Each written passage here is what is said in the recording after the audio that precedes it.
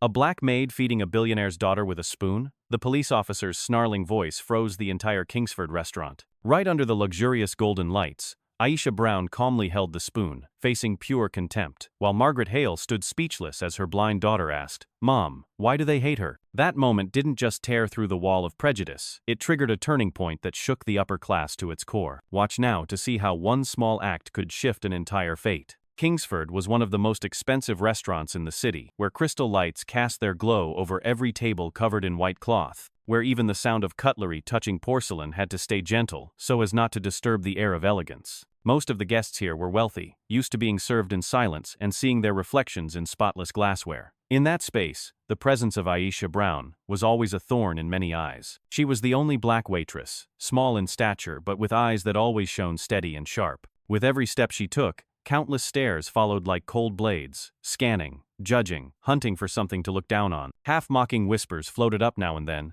soft on the surface but heavy enough to thicken the air. At a lavish table near the large window, where warm golden light filtered in, Clara Hale sat curled in her high chair, her small hands fumbling for the cutlery in front of her. Her eyes were hidden behind dark glasses, masking a gaze that had been gone for many years. Clara was the only daughter of Margaret Hale, one of the most powerful female billionaires in finance. Born into luxury, Clara still carried the darkness of blindness on her shoulders. In that glamorous setting, she became a center of both pity and curiosity to diners who viewed a fragile child as nothing more than a somber accent in their extravagant evening. Aisha approached the table, carrying a tray with Clara's simple meal, prepared exactly to the chef's instructions. She noticed the small hands still reaching out into the air, as if searching for something to hold. A flicker of hesitation passed through Aisha's eyes, but then she leaned down, set the tray gently on the table, scooped a spoonful of food, and brought it near Clara. Her voice was low and warm. "Careful now, sweetie. Let me help." Clara tilted her head toward the voice, her lips forming a faint smile, one rarely seen on her face in this restaurant. That small act, so simple, sent a tremor through the luxurious space. A scoffing laugh broke the silence from the next table over, sharp as a blade. A middle-aged man in a neatly tied tie curled his lip and said loud enough for nearby tables to hear, "Doesn't quite fit the scene," letting a black maid touch a Hale. His laughter mixed with sneering looks from others, agreeing silently with what had just been said. A few women covered their mouths and giggled softly. Others shook their heads in feigned pity, but in their eyes, there was clear satisfaction at witnessing a moment they believed was out of place. For a moment, the air thickened, heavy and suffocating. A few other servers glanced at each other, their eyes filled with both fear and helplessness. The restaurant manager, standing near the bar, had begun to walk toward Clara's table, his face pale with worry that such a powerful guest might erupt in anger. Meanwhile, Aisha stood firm, her hands steady on the spoon, her gaze locked on Clara. She didn't respond to the insult, but her silence spoke louder than words. Clara, still innocent, unaware of the tension swirling around her, tilted her head in quiet anticipation of the next spoonful. In that brief moment, Aisha's expression carried more than the act of service, it held protection. A silent message that she would not let this child fall into the numbness of the world around them. The man who had sneered took a sip of wine, his voice continuing with cruel emphasis. "Times really have changed. Now even the help gets to touch the jewels of high society." Suppressed laughter broke out around him, scattered but strong enough to darken the already tense air of Kingsford. Another woman leaned toward her friend and whispered, just loud enough to be heard, "I would never let that happen with my child." Each word landed like a needle against Aisha's skin, sharp and deliberate. But what took everyone by surprise was Clara's response. She lifted her head, the eyes behind her dark glasses seeming to search for light, and her small lips whispered just loud enough for Aisha to hear, "Could you help me with one more bite?" That innocent voice cut clean through the cruelty in the room. Aisha smiled gently, leaned down, and brought the spoon to her again. Clara let out a soft giggle, her tiny fingers brushing against Aisha's, as if reaching for something steady. The scene made some of the mocking eyes soften, but contempt still lingered, refusing to back away. The restaurant manager finally stepped in, his voice unsteady, but still trying to sound firm. "Aisha, you know the rules. Special guests must be served in a specific way. You can't just do this on your own." His eyes scanned the nearby tables, as if searching for agreement. The same man from earlier laughed loudly, mocking, "That's right, remind her where she belongs." But Aisha didn't back down. She lifted her head, looked at the manager, then turned to Clara. "She needs to eat, and she needs to be treated like a person, not a display item." Her words rang out in the lavish space, sharp as a blade, leaving many in stunned silence. The manager froze, his face twisting in panic at the sight of Margaret Hale, who had just walked through the door. Aisha had not yet realized her arrival, but the sudden hush that fell over the entire restaurant made it clear that something had shifted. Clara tilted her head slightly, sensing a familiar presence, and softly called out, "Mom." In that moment, Aisha remained where she stood, the spoon still in her hand, her face unmoved by the stares of contempt around her, while Clara smiled at her with a pure,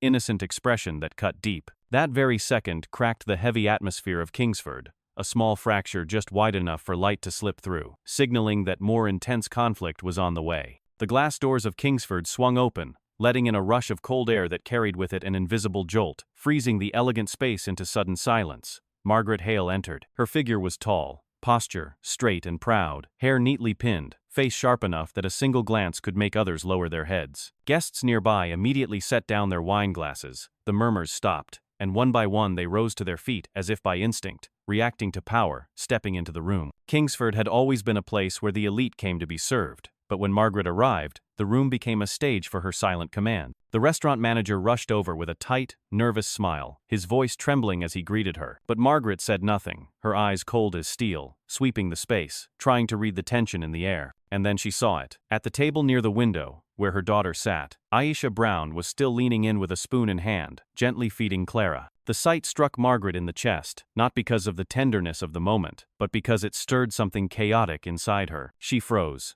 Just for a second, her sharp eyes used to numbers, and billion-dollar deals now held still by the image of her daughter smiling at a black server. A wave of heat rushed to her temples, part resentment at the challenge to her authority, part shock that pierced deep. Clara rarely smiled, yet in that instant, a pure smile lit up her face. The restaurant manager, unable to read the storm playing out on Margaret's face, panicked and lunged forward. He was terrified by the scene before him, as if it were an unforgivable offense in the upper-class world. His voice came out harsh and urgent, heavy with bitterness. "Aisha, step back now. You've crossed the line." Each word struck like a whip, aimed at Aisha but also meant to shield the restaurant from the wrath he was certain Margaret would unleash. His eyes flicked quickly toward her, waiting for a nod of agreement, hoping for confirmation that he had done the right thing by shutting down a scene he considered chaotic. But Margaret said nothing. She stood motionless in the center of the room, her silence heavier than any accusation. She let it spread, let everyone in the restaurant feel the pressure radiating from her cold stare. The surrounding guests held their breath, their heartbeats seeming to echo in the stillness. Margaret's gaze swept across the room, pausing on the faces that had laughed, that had mocked.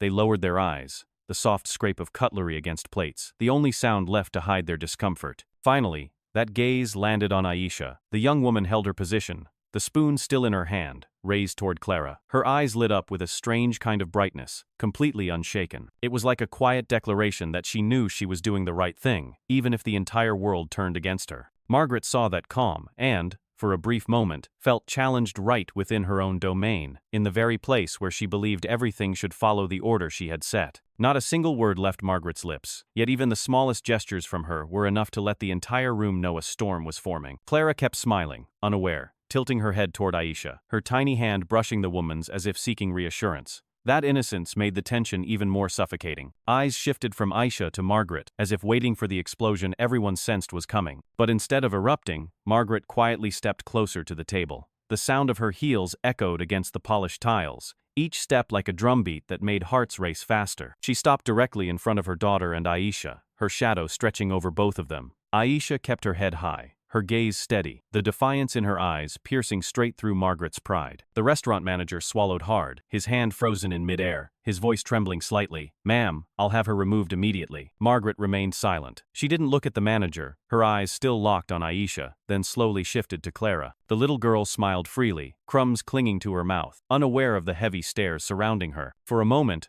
Margaret felt all the sneering glances and mocking laughter crash into her ears, leaving her breathless. She knew these people well, the kind who thrived on laughing at others' pain just to affirm their own status. They were all watching, waiting for her to act, to confirm that the order of skin, class, and power still stood untouched. She took a deep breath, saying nothing, but her eyes flashed with a light that made everyone around lower their heads. Her silence was not empty, it was a quiet threat, a pause before a judgment that could shift the entire dynamic. The surrounding guests looked down, but inside, their nerves burned with anticipation. They knew this moment marked the beginning of something far beyond an extravagant dinner. And Margaret, through that commanding silence, planted a mix of fear and curiosity in everyone's hearts. Would she choose to uphold the harsh codes of the upper class? or allow a single act from a black waitress to shake the very image of power she had spent years constructing. The air in the restaurant seemed frozen. The manager still trembled as he waited. Aisha remained calm and steady. Clara still smiled with carefree innocence. And Margaret, through her silence and cold sweeping gaze, held the entire room in a fragile balance, where whatever she said next could trigger a quake no one would be able to ignore. The door opened again, but this time it wasn't the sound of elegant footsteps or the presence of power. Two uniformed police officers entered from outside, walking lazily, their faces smug, eyes sweeping the room as if Kingsford were just a makeshift checkpoint under their control. They were assigned to patrol the nearby area, familiar with many shop owners, and often acted as if they had the right to go wherever they pleased. One of them pulled off his gloves and let out a mocking laugh, his voice drawn out and loud enough for everyone to hear. "What kind of show do we have here?" The words sliced through the already tense air, adding another layer of pressure to the silence. Their eyes quickly landed on the table near the window, where Clara still sat with Aisha and Margaret.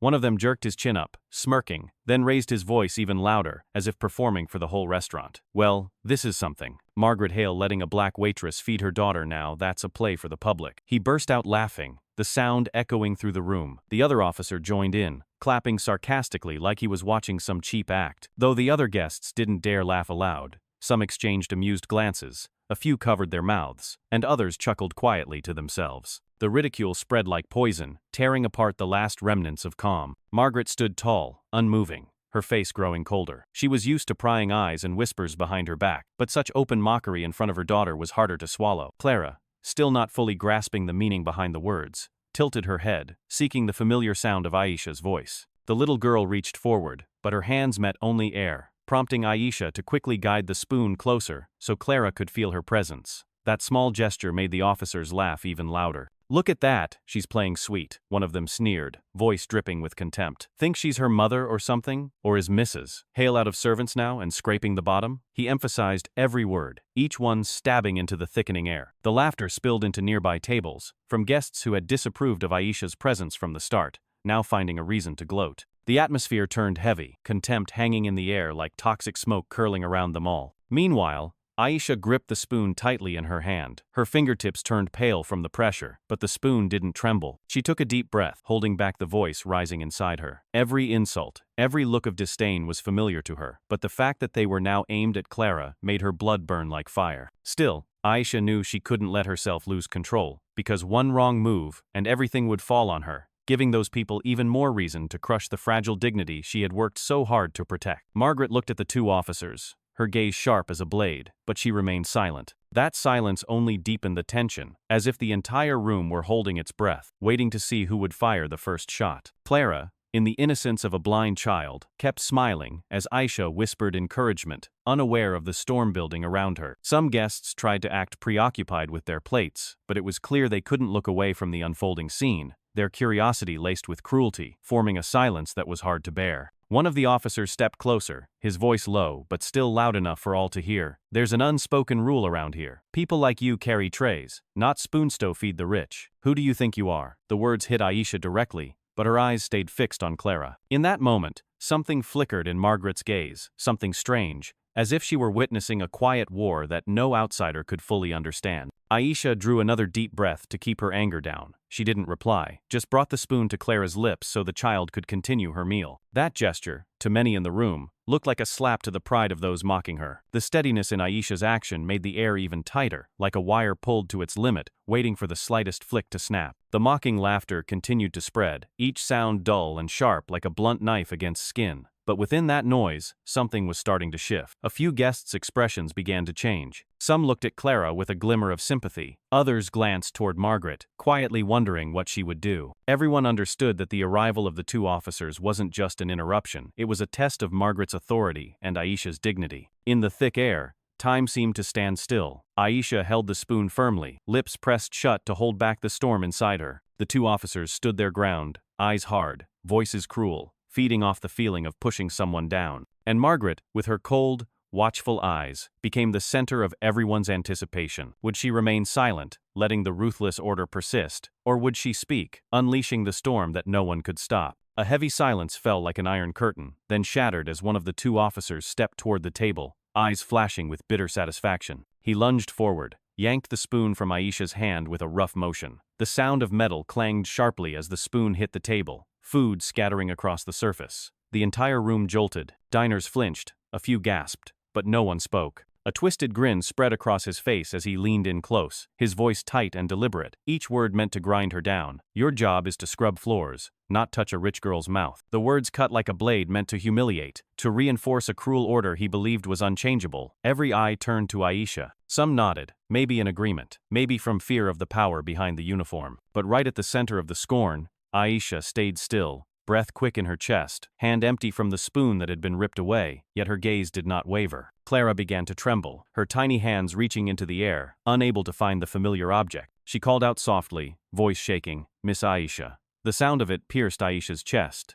but she refused to bow. She lifted her chin, stared directly into the officer's smug face. Her voice was low, steady, clear as an arrow slicing through the tension. "I'm only doing what the child needs." Her words weren't loud, but they cut through every whisper in the room, bringing a stillness sharper than silence. Some guests widened their eyes, shocked that a waitress would talk back to a cop. Others bit their lips, their glances lit with secret delight, as if they had waited for someone bold enough to snap the invisible cord tightening around them all. The officer's eyes bulged, his smile gone, replaced by a flush of anger. He slammed his hand on the table, plates clattered loudly, wineglasses tipped and spilled across white linens. He gritted his teeth, voice thundering like a storm. "What did you say? A maid trying to lecture a cop?" The growl of his words made several diners recoil, chairs scraping backward in fear of the outburst about to explode. Aisha didn't flinch, her eyes still on Clara, trying to reassure her. The blind child reached forward, her small hands trembling as they searched the air for something familiar. Aisha gently extended her hand, clasped the girl's fingers, squeezed softly, sharing warmth. That one gesture made the officer's harsh words seem uglier, more brutal, like a black stain spreading across a pure white canvas. Margaret stood nearby, her face tense. Her brows were furrowed, a deep line cut into her forehead, yet she remained silent. Her cold eyes watched everything, weighing every move, every word. She knew that the moment she spoke, the matter would no longer stay within the walls of this restaurant. It would spill outside, becoming an irreparable fracture in the relationship between power, public perception, and her own daughter. So she held back, observing. But her gaze no longer held just icy detachment, it was beginning to carry a restrained anger. The second officer stepped forward, his voice tinged with sarcasm as he tried to calm his partner, but only fanned the flames. "Come on, you've made your point. Don't forget, Mrs.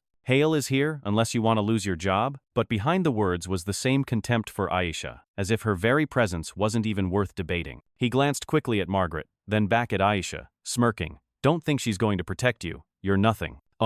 The air had thickened to the point of choking. Scattered whispers floated up from nearby tables, but no one dared to step in. Aisha sat still, hand in Clara's, her gaze unshaken. Her brief response earlier still echoed in the room, forcing many to swallow hard, because it carried more weight than any long speech could. Margaret finally drew a breath, her hand clenched tightly at her side, fingernails pressing into her palm. She hadn't spoken, but her eyes lingered longer on Aisha's face, as if she had just recognized something in that quiet defiance that wouldn't let her look away. The guests kept watching, their hearts pounding faster, sensing that this moment marked the beginning of something larger, a battle between those in power and those dismissed, right in the middle of what was supposed to be a symbol of status and order. Aisha tilted her head slightly, her voice soft but clear, spoken to Clara, though it carried through the room. "You're okay, I'm here." That whisper landed like a silent punch against the mocking laughter, turning it into something awkward and empty. The two officers, one seething, the other sneering, hadn't expected that such a small waitress could drag the air so low and heavy. And Margaret, her brow still furrowed, hadn't spoken yet, but her freezing stare hovered, ready to descend on anyone who dared step further out of line. Kingsford was silent, burned by the weight of it, all breath held in tense anticipation of what was about to come.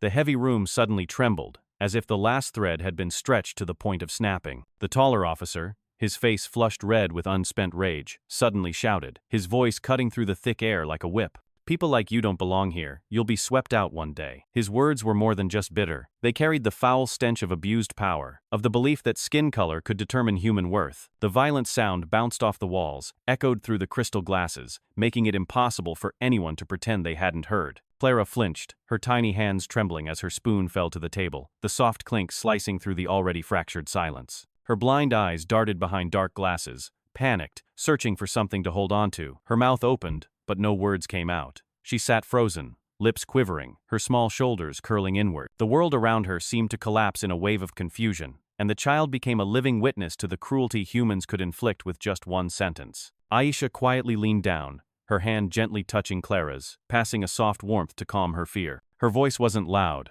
but it was steady, each word firm and clear, carrying the strength of conviction. "Don't be afraid, just eat." The words weren't only for Clara, they flew like an arrow into the heart of the room, forcing everyone present to confront the truth that, even in the face of harshness, there was still pride and compassion that couldn't be dirtied. Clara lifted her head toward the voice. Her lips moved slightly, and her small hand clung tightly to Aisha's finger, holding on to something solid. The murmurs rose again, but this time, they weren't openly mocking. They were whispers filled with worry, discomfort, and morbid curiosity. Some guests looked down at their plates to avoid Margaret's gaze. Others tried to suppress their grins, but their mouths curled with cruel satisfaction. A few stared wide-eyed, unable to believe what was unfolding in a restaurant long held as a symbol of refinement. The air grew so thick that even breathing felt like a burden. Margaret Hale stood beside them, her hand trembling for a brief moment. She saw her daughter so frightened that she dropped her spoon, her lips pressed tightly to hold back tears. A wave of fury surged within her, but it stayed sealed beneath the icy shell she had built over the years in the world of power and negotiation. Her eyes swept over the officer's crude face, then stopped on Aisha's. Those eyes, bright and unwavering, stood in stark contrast to the cowardice filling the room. In them, Margaret saw something that unsettled her, a resilience that would not be broken. The officer who had just shouted wasn't finished. He jutted his chin and deliberately turned toward the other tables, as if expecting applause. "You see this? This is the price you pay when you let the ones at the bottom climb to the top. Today she's feeding the Hale girl. Tomorrow she might dream of becoming the lady of the house." His voice thundered, every word spat like fire,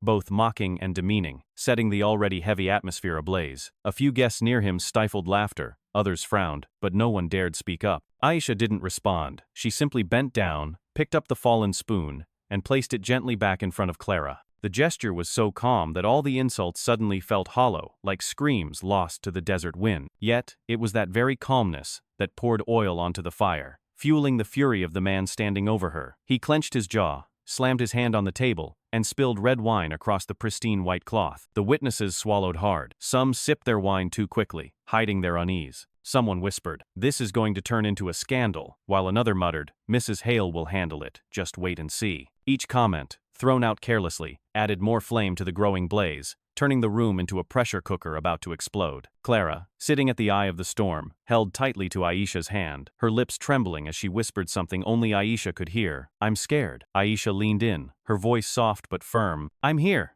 No one's going to hurt you." The words, simple as they were, echoed like a church bell in an empty hall, summoning a quiet faith in the middle of the chaos. Margaret stood still, every muscle pulled tight. She knew every eye in the room was on her, waiting for the final decision. One nod, and Aisha's fate would be buried right there. But one word, and the tables would turn, bringing down a wave of backlash from those who had always seen her as the untouchable figure of power. Her silence, in that moment, was the storm not yet unleashed. Kingsford, once seen as the epitome of elegance and authority, had become a narrow stage where every word, every movement, carried the weight of judgment. The officer's venomous insult was not just a blow to Aisha, it was a mirror reflecting the rot of unchecked power and the indifference of the crowd. And in that moment, when escape seemed impossible, Margaret's silence, Aisha's calm but unwavering gaze, and the small hand gripping hers turned the elegant dinner into a confrontation that could no longer be avoided. After the shouting, the entire room sank into a thick tension, as if the very walls of Kingsford were holding their breath along with everyone inside.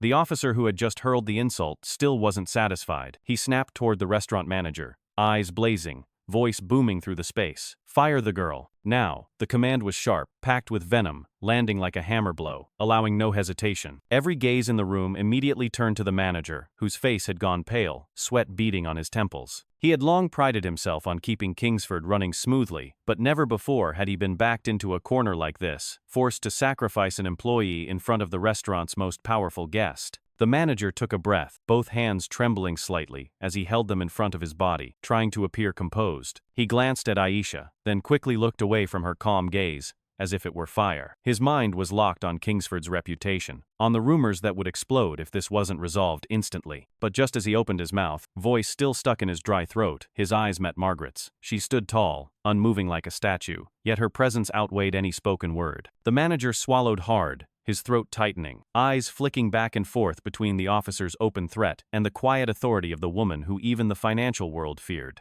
He stammered, voice shaking like a man on the edge, "Mrs. Hale, perhaps, for the sake of peace." Before he could finish, Margaret's voice cut through the room, cold as a blade and sharp enough to freeze everything around it. "No one is firing her unless I say so." The final words landed with absolute clarity, slicing the air like a command. The manager froze, eyes wide, his entire body trembling. For a moment, the thick air was torn apart by that single declaration. Some guests gaped, others quickly looked down, pretending to study their wine glasses to avoid her piercing gaze. The two officers hesitated, caught off guard that this woman had chosen to stand behind a waitress. The one who had shouted turned red with shock and frustration, his voice catching in his throat. He swallowed hard, hand clenching into a fist that hit the table, but the weight of Margaret's stare stopped his anger mid-surge. The other officer smirked faintly, trying to mask his discomfort behind a look of contempt. The room was silent. No sound of clinking cutlery, no murmured conversations. Everything had collapsed into a burning stillness. You could hear your own heartbeat, the strained breaths of those trying to hold it together. The confrontation stood clear. On one side, two police officers, invoking authority to impose and humiliate. On the other,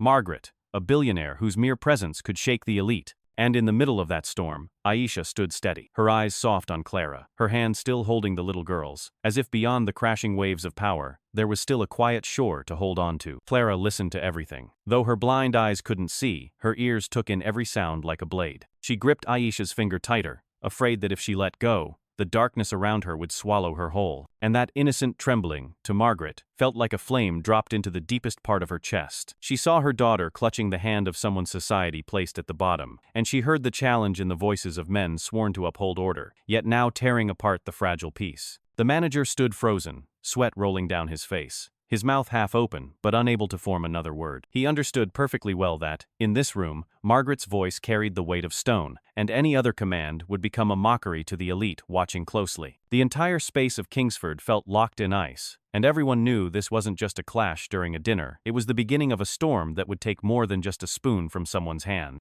A guest seated near the window murmured, just loud enough for a few others to hear, "This won't stay inside these walls." The whisper sent chills through those who caught it, because they knew exactly what it meant. Until now, Margaret had always been seen as cold, concerned only with advantage and image. But with just one sentence, she had stepped across a line no one in her world dared approach, defending a black server against public pressure. The two officers exchanged looks, resentment flickering in their eyes. One clenched his jaw, the other curled his lip, but both knew that, at least for this moment, they had been forced to back down. Yet the silence wasn't the end, it was only the pause before another rupture. Those used to writing the rules wouldn't let the challenge go easily, and in Margaret's gaze, they saw something unfamiliar, resistance that wouldn't yield. The entire Kingsford restaurant remained frozen in the tension of confrontation, as if every breath had become evidence in a silent war. People glanced at one another, some pressed their lips tight, others trembled, but everyone understood that tonight would not end with a peaceful meal. It had already pushed far beyond the borders of white tablecloths.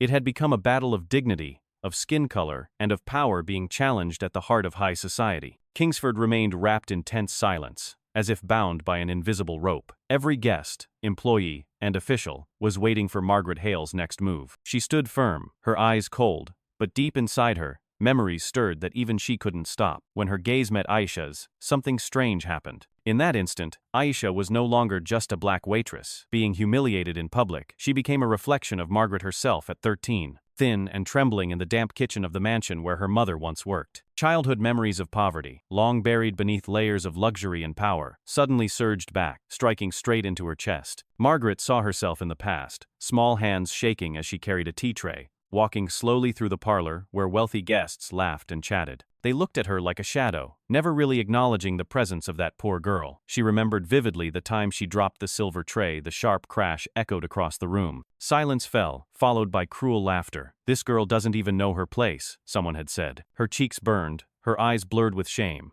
And that day she swore she would never be in that position again. That vow carried her through the years, driving her to the top, to a place where no one could ever look down on her again. But now, inside Kingsford, that memory flooded back as she watched Aisha lean down to comfort Clara, holding her daughter's tiny hand. The image struck her like a brutal mirror, perfectly matching the memory of herself, once mocked, once underestimated, once told she didn't belong. Aisha wrapped herself around Clara, shielding the child's innocence from the insults raining down, and in Margaret's eyes, it was a picture both familiar and haunting. She felt the struggle tearing through her. One part of her, shaped by childhood pain, ached as if stripped bare. But the other part, the pride that had sustained her for so long, roared that she could not allow anyone to see her weakness. She was Margaret Hale, billionaire of billion-dollar deals, the woman even financial rivals bowed to. She had built that image with blood and grit, through years of refusing to bend. Now, under the gaze of dozens of diners and 2 bitter officers, she pushed back the memories ripping through her and raised her shield of pride to cover every crack. In the midst of that inner turmoil, one of the officers, the one Margaret had just stopped from ejecting Aisha, suddenly growled,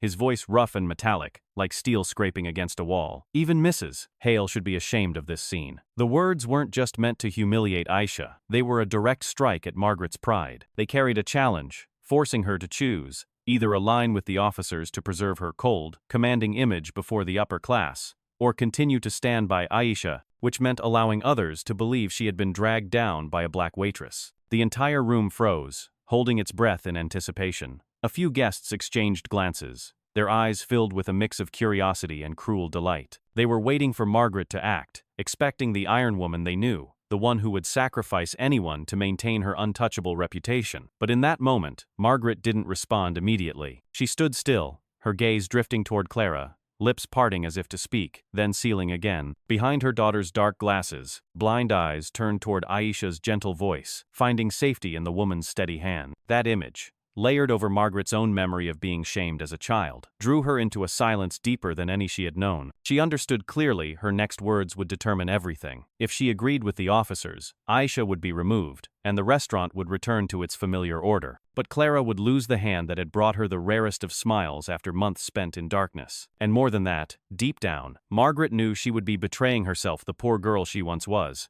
who had sworn never to bow before contempt again. Whispers rippled through the room like small waves. "Mrs. Hale will choose pride," someone murmured. "She'd never let herself be humiliated in front of all these people," another added. But they were only guessing, unaware of the fracture spreading through Margaret's mind, where broken memories collided, cracking the wall of pride she had built for so long. The officer stood waiting, his crooked smile the mark of a man convinced he had backed his opponent into a corner. But Aisha's gaze remained calm, as if she had long grown used to being dismissed, always waiting for the most powerful to strike. Her hand still rested on Clara's, and that alone made the image before Margaret impossible to ignore. A hand protecting, a quiet gesture stronger than any command. In that moment, Margaret felt herself begin to waver. The crack in her beliefs, in the convictions she had clung to for so long, had finally surfaced. She stood between 2 worlds. On one side, glory, pride, power, and the fear of losing face. On the other, the painful memory of a child once scorned, and the undeniable truth that what her daughter needed most was a simple act of kindness. Shards of past and present collided, creating a roar inside Margaret's mind. A sound no guest in the room could hear, but strong enough to make her chest tighten. All of Kingsford stood still, the silence stretching like a suspended verdict. No one dared to speak, no one even dared to breathe too loudly. Everyone watched the woman at the center, waiting for her judgment. Margaret Hale,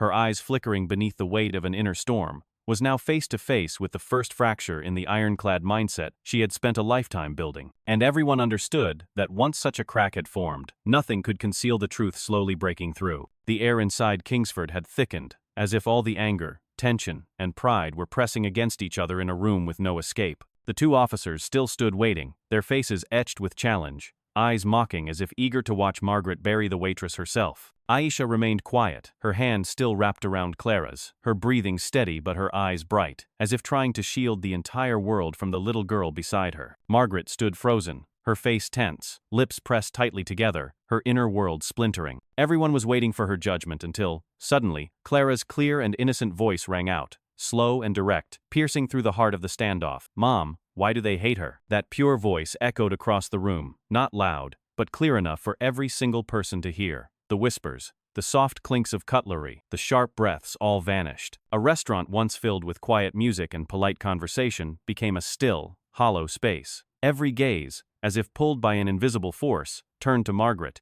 The woman who had always stood above, never once publicly challenged, was now held in place by a child's simple question, a question sharp enough to tear through the wall of pride she had built for a lifetime. Margaret froze, her throat tightening as if an unseen hand were wrapped around it. She had never prepared for a question like that, never imagined that her blind daughter, who had always lived in a world of silence and shadow, could see through what everyone else refused to name. The insults, the cruel looks, all had landed on Aisha, and Clara, in her innocent clarity, had spoken aloud what everyone knew but no one dared say. Mom, why do they hate her? The question didn't just point at an ugly truth, it tore through the cold armor Margaret always wore. She tried to breathe, but each breath came in broken fragments. Under dozens of watching eyes, she felt stripped bare in the center of the room, no armor, no crown, just a mother backed into a corner. Margaret wanted to respond, to find a clean, powerful answer that would silence her daughter's doubt, but her mind was blank. Never had she felt so helpless, not against a business rival, but against a question from the child who called her mom every night before sleep. The silence stretched on, and in it, people noticed Margaret's shoulders tremble slightly, her lips move without forming words. The two officers smirked, thinking they had just won a battle without drawing a weapon. A few diners lowered their eyes to their plates, pretending not to watch while privately reveling in the moment. Power shook.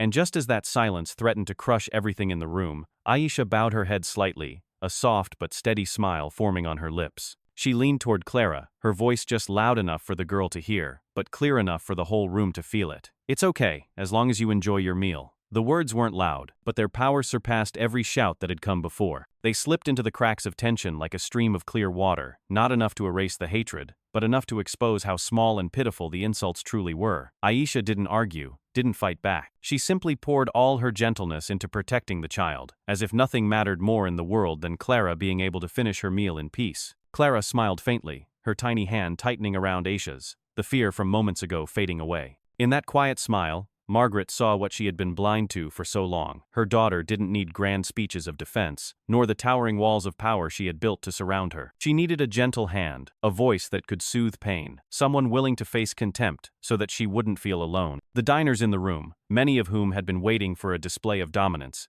suddenly felt a lump in their throats. Some exchanged hesitant glances, but no one dared utter another mocking word. The two officers remained standing, their faces dark, yet even their eyes betrayed a flicker of confusion, realizing that a calm reply had undone their arrogance more effectively than any confrontation. Margaret, still unable to speak, felt a sharp ache in her chest. She saw herself again as a child, looked down upon, longing for someone to step forward and defend her. And now, Aisha had done exactly that for her daughter, not with power, not with shouting, but with a smile and a quiet sentence. The crack in Margaret's belief widened, and she knew that tonight was a night she could never return from. Kingsford remained silent, but the silence had shifted. It was no longer fear, it had become something else. Anticipation, reflection, and a growing recognition that even the smallest act could turn the tide. And at the center of it all, three people, Margaret, Aisha, and Clara, had created a moment no one in that room would ever forget. The silence following Clara's question was suddenly shattered by the unexpected action of one of the officers. He lunged forward, his rough hand yanking Aisha's arm backward, his grip leaving red marks on her delicate skin. The tray of food she still partly held slipped to the tiled floor, the sharp crash echoing through the room as porcelain shattered, food scattered, and a smear of red sauce spread across the polished surface like a bleeding wound. Clara panicked, her clear, high-pitched scream tearing through the already strained atmosphere. She reached out blindly, searching for the hand that had just been holding hers, her face twisting in confusion, her sightless eyes behind dark glasses, struggling to find something to cling to. A choked sob escaped her throat, shaking the room. Some guests instinctively placed a hand over their chests. Others turned away, unable to meet the gaze of their own conscience. Margaret Hale shot up like a spring finally released, her chair screeching as it tipped against the stone floor. She surged forward, her voice booming not with the usual icy restraint, but with a fury soaked in maternal rage. Let go of her now. It wasn't a plea, it was a fiery slash of command that struck the hand clutching Aisha. The iron woman of high finance no longer needed business cards or billion-dollar deals to assert power. She wielded the raw, unfiltered wrath of a mother. The sound froze the entire restaurant. Every eye turned toward the center of the scene. The officer hesitated, his hand stiffening, a rare flicker of confusion crossing his face. The second officer, still behind, tried to maintain his smug stance, but even his step faltered half a beat. Each guest, previously watching in calculated silence, now found themselves witnessing something far beyond their expectations. A wealthy, powerful mother shouting in defense of her fragile daughter and stepping in to stop the humiliation of a black waitress. Aisha clenched her jaw, steadying herself from the sudden pull, her free hand reaching for Clara's to reassure her she hadn't gone. Her face didn't show panic, only a breathless resolve, like a banner still flying upright in the heart of a storm. The broken shards beneath her feet reflected the overhead lights, glinting like hundreds of invisible eyes, silently watching and waiting for what would come next. Margaret stepped forward, her eyes blazing like twin flames. Every muscle in her face tightened, her clenched fist digging fingernails into her palm. She was no longer a bystander, no longer a neutral figure in the conflict, but now a part of the front line. The silence that had held before shattered, replaced by a crushing pressure descending on the two officers. Diners looked around at each other, many silently realizing this moment had gone far beyond a dinner incident. It had become a historic turning point no one present would ever forget. That public collision didn't just shatter the tray on the floor, it ripped through the false mask of order that had long veiled Kingsford. On one side stood the official authority of uniformed men. On the other, the power of a wealthy woman choosing to defend human dignity. And in between, Aisha and Clara, two fragile figures, had become the center of gravity where both elite society and the shadows of discrimination now converged with full force. The air inside the restaurant burst like a balloon under too much pressure, unleashing chaos in every direction. Clara's scream, Margaret's sharp command, the crashing porcelain, and the gasps of onlookers all collided in a sudden storm no one could stop. Guests who had remained seated now sprang up, some grabbing their phones and hurriedly recording. From the corners of tables, camera flashes lit up, lenses aimed toward the center like a live courtroom scene, where the fate of a human being was being put on display. Whispers surged into a noisy whirlwind. "Oh my God, look at that! This is Kingsford, not a street brawl. Keep filming, don't miss anything." Those moments, captured in every frame, would spread across the city in hours. Amid the flashing lights, the two officers began to feel the shift, the loss of control becoming undeniable. They stepped back half a pace, faces darkening, though their eyes still burned with hostility, trying to cling to the last threads of their authority. The one who had grabbed Aisha growled, "Put the phones away. This isn't a show," but his voice trembled, the sound of a man trying to hide his unraveling. The other forced a crooked smirk, feigning composure, but his hand resting on his belt was slick with sweat, veins bulging. They had never imagined being scrutinized by the very people they were used to commanding. Margaret remained standing in front of her daughter's table, tall and unflinching, showing no trace of fear. Her gaze swept across the raised phones, then locked onto the two officers. She said nothing more, but her presence alone felt like a heavy indictment, pressing down on them with invisible weight. Aisha still held Clara's hand, her eyes steady and calm, as if the chaos and awkwardness of the officers only highlighted the quiet strength she offered. The room had erupted, yet within the noise, a clear truth emerged. Those who held power were now the ones trembling, while those once seen as powerless had become the center of every eye in the room. The two officers stepped back awkwardly, muttering disjointed words that no longer carried any authority, while the phones kept recording every moment. The storm was no longer in their control. It had moved beyond them, becoming a public reckoning the entire city would soon witness.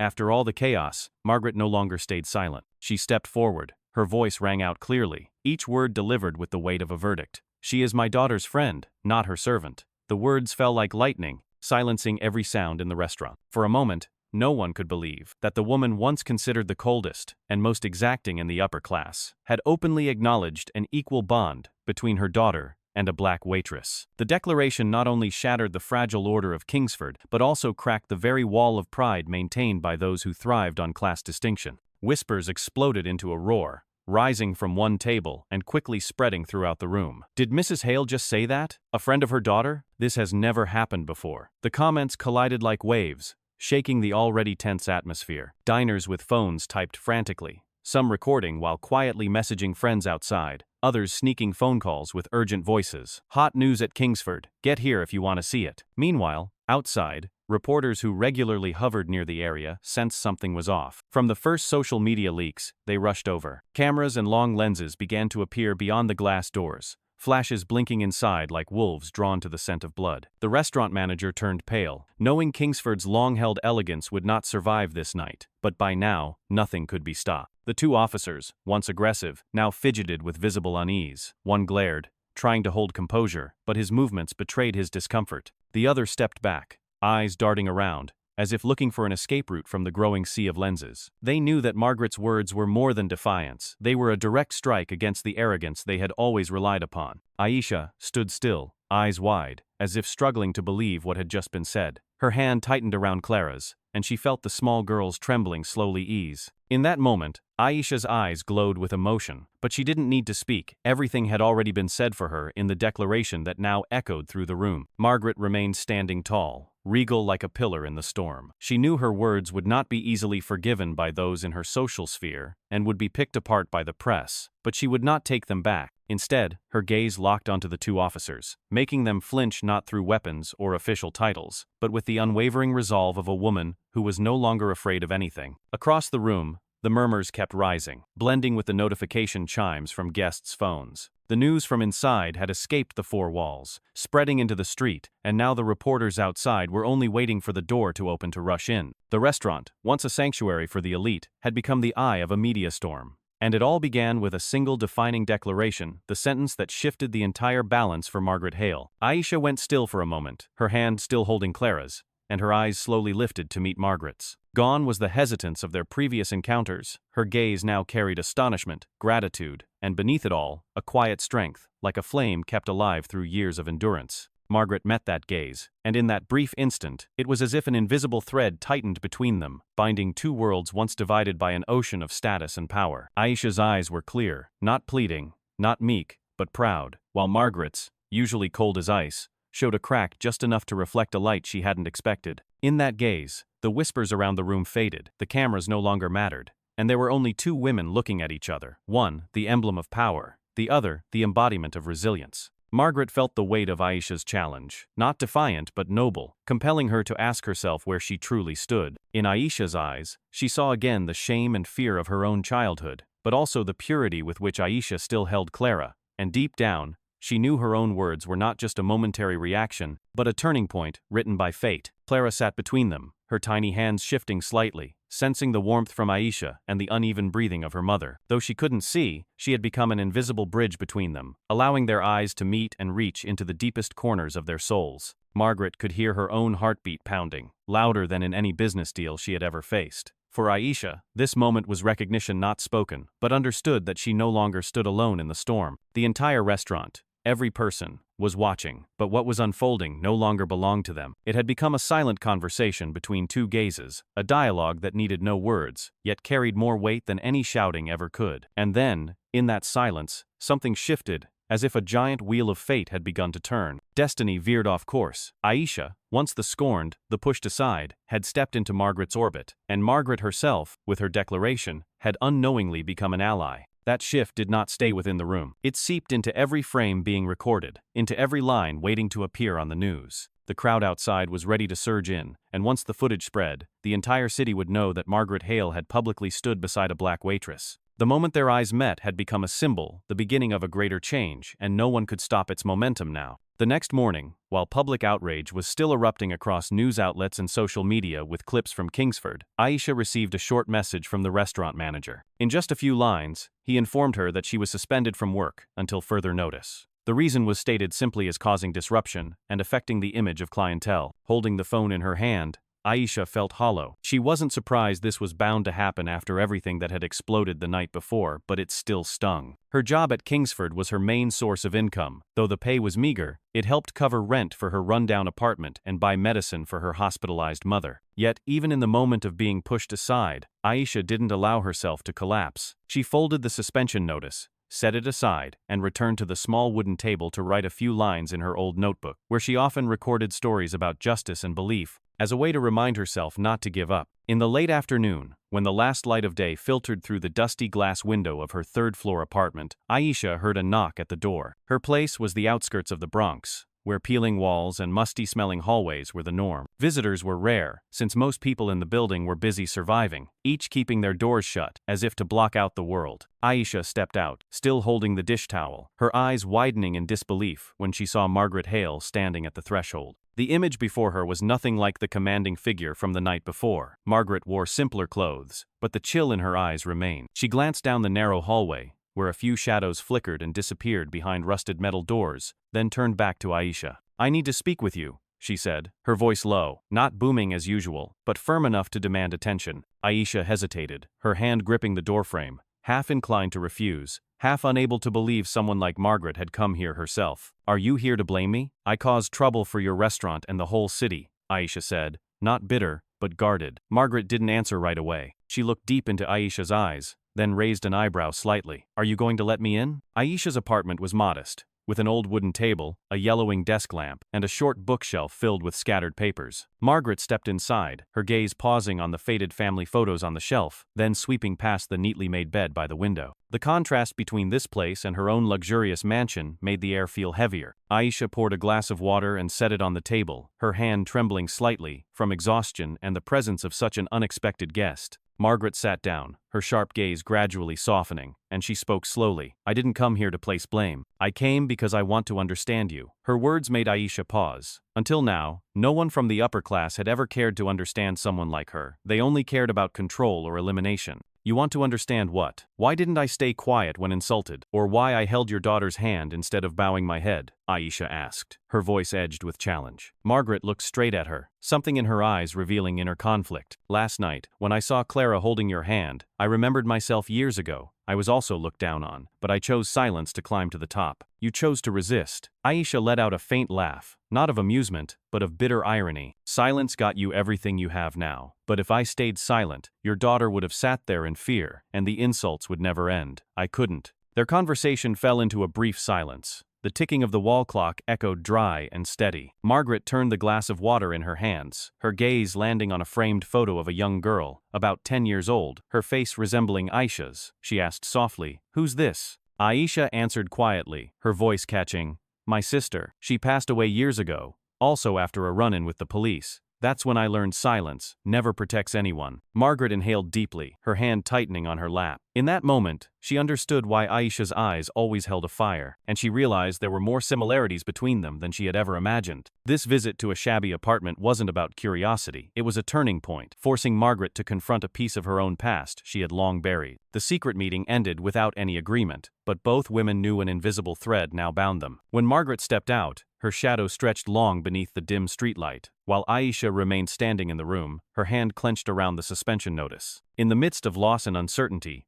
a small seed of hope had been planted, hinting that their fates were not yet done intertwining in the days ahead. Aisha leaned against the chipped wooden door, her eyes fixed on the woman across from her. Exhaustion and guardedness colored every word she spoke, her voice rough but firm. "Do you need me, or just the image of me?" The question wasn't just an accusation, it carried the weight of someone who had too often been used, framed into stories or campaigns that never truly included her. In that moment, the small room seemed to contract, silence filling the space, broken only by the wind slipping through the cracks, and the steady breathing of two people from worlds apart. Margaret didn't flinch under that gaze. She slowly set the glass down, then straightened her back, her eyes glinting with resolve. For a brief moment, the two women stared at each other like opponents testing their resolve, one trying to uncover the truth beneath a mask of power, the other determined to maintain the composure of someone used to making decisions. Margaret lowered her voice, though the tone stayed firm. "You have every right to doubt me, and I don't blame you for it. I've lived long enough to know that empty words can't erase the contempt you've had to endure. But I didn't come here to polish my image. I came to see you again, for Clara." At the mention of her daughter's name, her voice softened briefly, her eyes gentler for a fleeting second, before returning to their usual severity. Aisha gave a faint smile, one laced with bitterness and fatigue. "For Clara?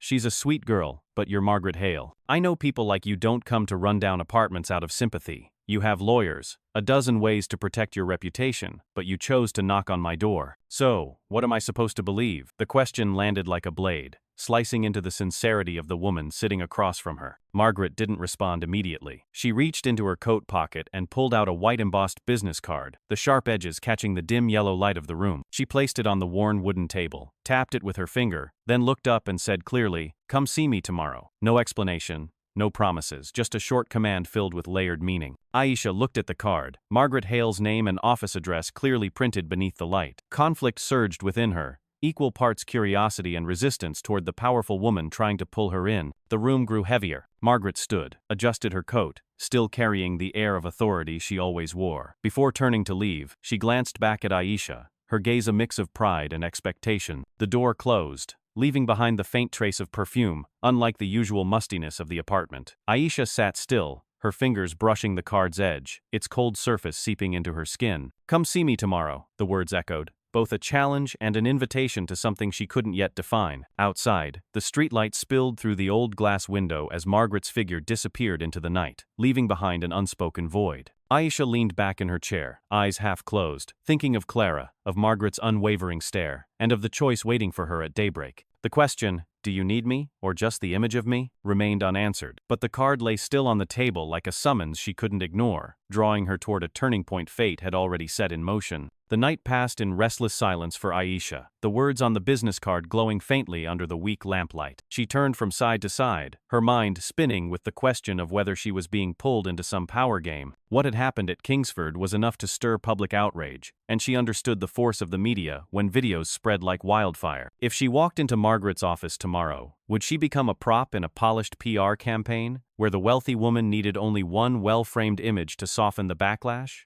Aisha pictured herself turned into a cover story for a carefully crafted narrative, and the thought sent a chill through her. The next morning, as Aisha arrived at the Grand Hale building, her unease sharpened. The glass walls reflected her image in plain clothes, making her feel even more out of place. Everyone walking past wore crisp suits, moving quickly, their glances brushing over her with quiet judgment. In those looks, Aisha read both curiosity and contempt, stirring old memories and reminding her just how easily she could be cast out from this elite world. Margaret entered the private meeting room, her face holding its usual chill, though her thoughts were unsettled. She knew her public statement at Kingsford had sent shockwaves, and if she wasn't careful, the elite would treat it as a stain that could never be scrubbed clean. No matter how powerful she was, she couldn't control every whisper. She feared that any open closeness with someone like Aisha might give her partners, those at her negotiation tables, reason to doubt her. Even if she believed in what she saw that night, she still feared that her burst of compassion would be seen as weakness, and weakness was something Margaret Hale had never allowed herself. The conversation began cautiously. Aisha sat upright, her eyes scanning Margaret's every move, while Margaret kept her distance, her voice steady but guarded.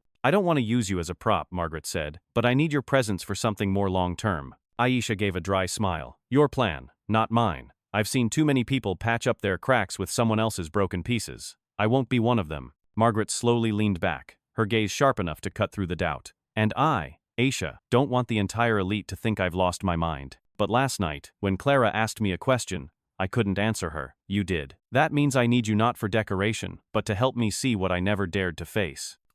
In that moment, the room fell silent, leaving only the ticking of the clock. Aisha gently touched the business card on the table, her mind still in turmoil. In Margaret's eyes, she saw both calculation and uncertainty, and that made her hesitate. The two women sat across from each other, each carrying a fear of her own. Aisha, afraid of being turned into a front, Margaret, afraid of being abandoned by her own world. But amid that mutual suspicion, something unfamiliar had begun to take shape, like a fragile bridge forming between them, though neither had realized it yet. The conversation quickly turned into a tense debate, with an invisible wall between the two women sitting face to face. Aisha voiced her concerns directly, her tone intense. "I can't let myself become a front for someone like you, only to be discarded one day when the headlines fade and I no longer serve a purpose." Each word hit like an arrow, piercing Margaret's cold exterior, but she refused to retreat. Margaret fired back, her voice commanding. "You think I need you to cover things up? I already have every tool to handle the media. I don't need a waitress to be my instrument. What I want is for Clara to laugh again. And you've done that, while I have not." Their voices clashed, one firm, one proud, turning the small room into a furnace, each sound echoing off the old brick walls and weighing down the air. Aisha leaned forward, her eyes blazing. "That sounds noble, but I know how your world works. Someone like me, stepping into it only makes things harder for you. You won't withstand the press digging in, the people in your circle asking why Margaret Hale would lower herself for someone who's nothing." Margaret took a deep breath, her hands tightening on the table, her voice sharp as steel. "You don't understand. I've bowed many times in business,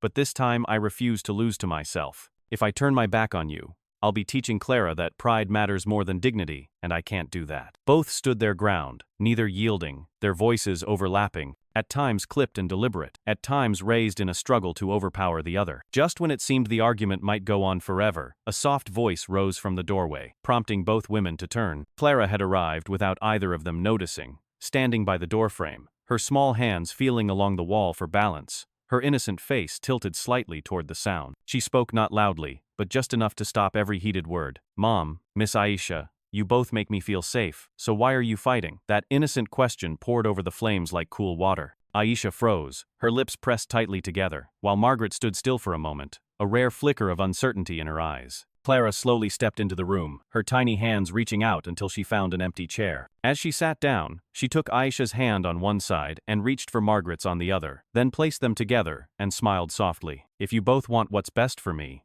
then stay with me. Don't make me the reason you're upset. Her words were simple but powerful, like a key unlocking the knot inside both women. Aisha glanced down at her hand, now touching Margaret's. Her expression softened, while Margaret exhaled, as if the layers of armor around her were finally beginning to crack. The small room suddenly felt unusually calm. The harshness of their earlier debate faded, replaced by a stillness lit by Clara's clear, gentle voice. Aisha realized that her doubts, though valid, couldn't be the wall that blocked the trust this child had given her. Margaret, too, understood that the fear of losing face couldn't outweigh the longing to see her daughter at peace. In that moment, neither woman needed to speak further. Just watching Clara smile, they both knew the confrontation had begun to find its way out. While public opinion still buzzed with images and clips from Kingsford, the two officers emerged from the media storm seething with rage. They sat in a dimly lit bar on a quiet street corner, the yellow light casting a harsh glow on their flushed faces. One of them growled, slamming his glass down on the table, liquid sloshing over the rim. "We got humiliated in front of everyone, and let some rich old woman bark orders at us. We can't let that slide." The other sneered, his eyes darkening. "Exactly. The press will move on, but that black maid has nowhere to hide. We're going to teach her a lesson, let her know her real place." Their words, like sharpened blades, only fueled their thirst for revenge. The next day, after finishing her shift at a small bookstore, Aisha walked the familiar path home. Dusk had fallen, shop fronts were closing, and fading light cast long shadows over graffiti-covered walls. Her footsteps echoed against the empty sidewalk, mingling with the wind whistling through metal shutters. She clutched her cloth bag close to her chest, her only thought to get home quickly so she could call her mother at the hospital. But she didn't know that, just around the corner, two figures were waiting, eyes locked on her every move with bitter intent. A sharp whistle made Aisha start, and two men stepped into view, blocking the narrow alley. In the dim light, she instantly recognized the two officers from that night at Kingsford. Her heart sank, but her face stayed calm. One of them curled his lip, voice drawn out in mocking amusement. "Well, isn't it the stubborn little maid who put on a show for Mrs. Hale? Where are you off to in such a hurry? Not staying around for applause." His words reeked of alcohol and contempt, as if meant to consume the lone woman standing before him. Aisha gripped the strap of her bag tightly, her eyes unwavering. "What do you want?" she asked, her voice low but steady. The question only seemed to amuse them more. One of them laughed, stepping closer. "What do we want? We want you to remember that in this city, skin color and dinner seats don't change facts. You embarrassed us that night. Now it's our turn to show you how it feels." His words dragged out, each syllable landing like a blow on Aisha's resolve. A few passers-by at the alley entrance quickly turned away, unwilling to get involved, leaving her alone to face their spite. Aisha took a deep breath, her shoulders trembling slightly, but her gaze unshaken. She knew the danger she was in, but also knew that if she backed down or begged, she would betray everything she had stood for in front of Clara and Margaret. One of them leaned in close, speaking in a low hiss that was still loud enough for her to hear clearly. "You might fool the rich, but not us. Trash stays trash." His voice cut through the darkness, casting a suffocating circle around her. Anger surged within Aisha, but she held back her words, refusing to say anything that might worsen the situation. Her eyes flared like a quiet flame, and that look made the two men hesitate, if only briefly, because they didn't see the fear they had expected. For a moment, heavy silence blanketed the alleyway, until the sound of a distant car broke the tension. The two officers exchanged a glance, and one of them spat on the ground, scowling.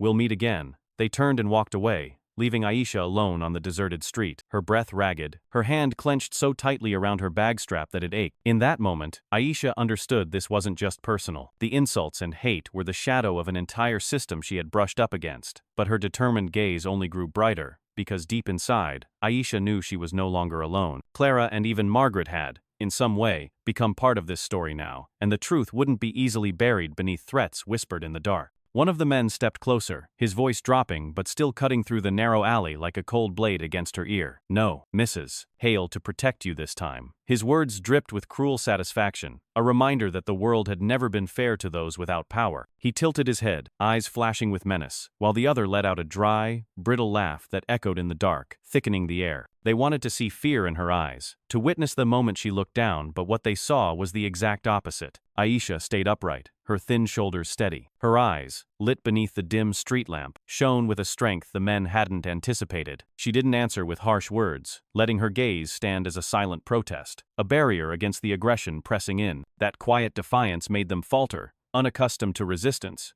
used to frightened eyes and retreating steps. But in front of them, now was someone who would not waver. In her mind, Clara's face flashed the small, bright smile Aisha had fought to protect in the storm of scorn at Kingsford. That image fueled her resolve, reminding her that if she faltered now, everything she had done would be meaningless. She tightened her grip on the bag strap, drew a deep breath, and held her gaze firm, as if to say that even with no one at her side, she would not allow herself to be broken. The two officers exchanged a look, frustration etched across their faces. One spat on the ground, his crooked smile betraying his irritation. "Keep that look. You'll learn what it costs," he said, tossing the words into the air before turning and walking toward the mouth of the alley. The other followed slowly, but just before disappearing, he paused, glanced back at Aisha one last time, his gaze a mix of hostility and disbelief, as if he still couldn't grasp how someone so small had stood up to their dominance with nothing but a look. Aisha stood still, listening as their footsteps faded, until their silhouettes vanished into the dim streetlight. She loosened her grip on the bag strap, red marks left on her fingers from holding it too tightly. Her heart still pounded, breath uneven, but deep inside, a quiet pride rose. The fear that had gripped her at first was gone, replaced by a conviction that her resolve had kept her upright, and that was something no one could take away. In the darkness of that narrow alley, Aisha lifted her chin slightly, letting the street lamp cast its glow across her face. She knew this confrontation was only the beginning, and that today's threats would return in other forms. But she also knew that by refusing to lower her gaze before violence, she had carved a path for herself, one where dignity could not be trampled by anyone. That path would be hard, but it was hers to walk, with pride in every step, alone but unshaken. Just one night later, the video clip of the scene at Kingsford had flooded social media platforms. From short, several-second snippets, to longer edited versions with captions, the image of Aisha holding Clara's hand, while facing down two officers, spread at lightning speed. Below, thousands of comments poured in. Many expressed outrage at the behavior of the very force meant to protect citizens, while others were moved by Aisha's calmness and Clara's innocent question. Within hours, the hashtag number "Stand with Aisha" soared to the top of trending topics, becoming the rallying cry of a growing wave of anger and support across platforms. It didn't stop at sharing. Personal stories began to surface. Beneath every clip, people recounted their own experiences, from being pulled over without cause, searched without justification,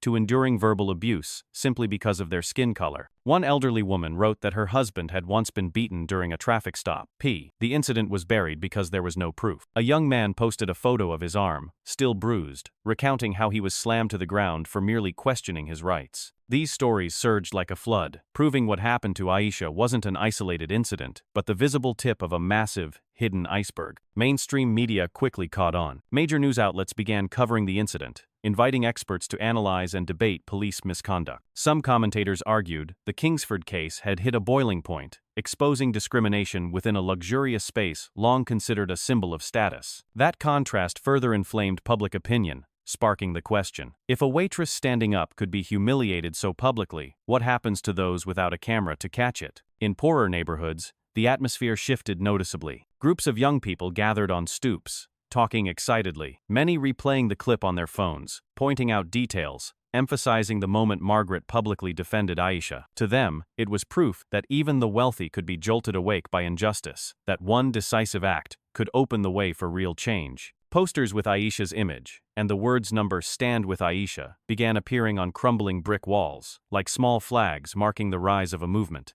On the other side, the police responded cautiously, with a spokesperson offering only a vague promise to thoroughly review the incident, without making any clear commitment. But such ambiguous words did nothing to calm the public. Instead, they only added fuel to the fire. People questioned transparency, accused the system of cover-ups, and became even more determined not to let this case disappear like so many before. Each new post, each personal story added to the momentum, spreading the hashtag beyond borders and drawing attention from international organizations. In her small apartment, Aisha sat silently before her phone screen, overwhelmed and bewildered to see her face on headlines across the media. She had never sought fame, but understood this was no longer a personal story. Outside, a movement was rising, and her name had become an unintended symbol for the hundreds, even thousands, who had endured the same treatment. She placed a hand over her chest, feeling the pounding of her heart, knowing that what lay ahead wouldn't be easy, but also knowing that this time, she was no longer alone. Alongside the social media wave, mainstream media joined the fray. News outlets launched special coverage, replaying viral clips and posing the question to the public, has the system rotted? That question echoed, not just in press conferences, but in cafes buzzing with debate, on subways where passengers stared up at small overhead screens. Anchors, their voices tinged with both outrage and weariness, broke down the patterns of abuse, compared past incidents, and made clear the issue was no longer about individuals, it was about an entire system unraveling. An editorial in a major newspaper wrote that unless change came from the root, every apology or promise would be nothing more than a thin coat of paint over a crumbling wall. That rising scrutiny soon reached political chambers, where lawmakers were cornered by the press, with questions of accountability and reform. Some dodged, others voiced support for change, but what mattered most was that the atmosphere of doubt had moved beyond a restaurant incident. It had become a national conversation about the future of justice. The question, has the system rotted, repeated like an alarm bell, forcing every level of society to confront an uncomfortable truth they had long chosen to ignore. Meanwhile, Margaret Hale sat alone in the vast room of her mansion, the light from the television screen casting shadows across her face. On the screen, footage of herself from the previous night at Kingsford played on repeat, accompanied by countless comments from experts and the public. She remained silent, offering no statements, but inside her, a fierce turmoil was brewing. She knew that with a single affirmation, she could become the symbol of a movement, but it would also mean being branded a traitor by the upper class. Until now, she had always been able to steer public opinion in her favor, but this time, she had been swept into a storm she could no longer control. Margaret recalled Aisha's gaze in that worn-down apartment, remembered the sharp question she had asked, "Do you need me, or just the image?" And now, under the blinding glare of the media, that question weighed even heavier. If she chose silence to preserve her standing among the elite, she would lose the chance to show her daughter that truth mattered more than appearances. But if she spoke out, she would be shattering the very shell of power she had built over the years. Clara entered the room, her small hands feeling for a nearby chair before sitting down, asking softly, "Mom, what are they saying about Miss Aisha?" The innocent question from her child made Margaret's chest tighten. She didn't answer right away, only turned her eyes toward the large window, where the city lit up like a maze of dazzling lights, full of brilliance but also shadow. Inside her, two opposing forces clashed endlessly. One, pride, reputation, and safety within the circle of wealth. The other, the memory of a childhood marked by humiliation, and the yearning to offer her daughter the protection she herself had never known. Margaret stayed silent, the screen before her continuing to flash the bold headline. Has the system rotted? She knew she couldn't avoid it forever, but at that moment, the struggle in her heart made every choice unbearably heavy. She sighed quietly, placed a hand on Clara's shoulder, felt the child's fragility, then closed her eyes, letting the questions from the media and the doubt within herself hover unanswered.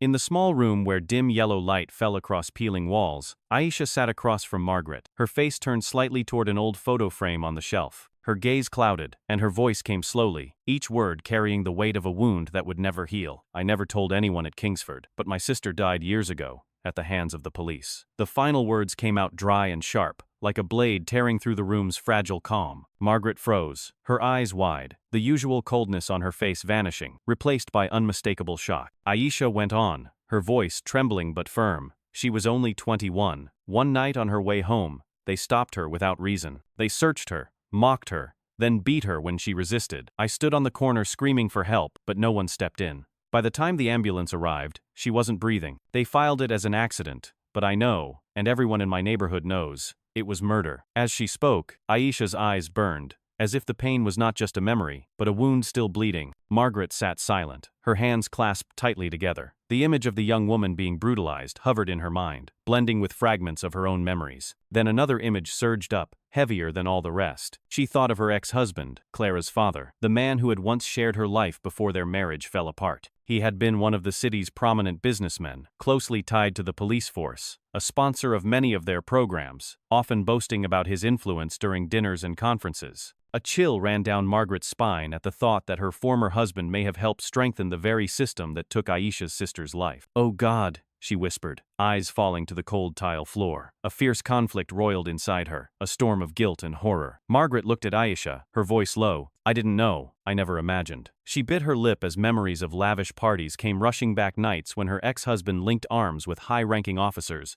smiling smugly as he spoke of having the cops in his pocket. Now those memories came together like fragments of a puzzle, forming a picture that made her shudder because it connected directly to the tragedy Aisha had just revealed. Aisha didn't cry. Her eyes were dry but shone with strength. I grew up with my sister's death hanging over me. Every time I see a patrol car in my neighborhood, I remember that night. That's why I couldn't back down when they humiliated me at Kingsford. I know silence means death. Her words struck Margaret like hammer blows, forcing her to confront a brutal truth. The systems she once saw as pillars of order could be the very ones responsible for loss like this. The room stayed silent for a long time, with only the ticking of the clock filling the space. Margaret leaned back in her chair, eyes fixed on the empty air. She had never considered the consequences behind those handshakes and sponsorship checks, never imagined that a financial decision could take the life of an innocent person. Now, hearing Aisha's story, she felt the weight of a responsibility pressing heavily on her shoulders. She hadn't caused it directly, but she had looked away. Their eyes met, one filled with grief, the other heavy with turmoil. Between two worlds, a new thread had formed, not just sympathy, but the shared burden of a painful secret. Margaret understood that silence could no longer be her choice, and Aisha,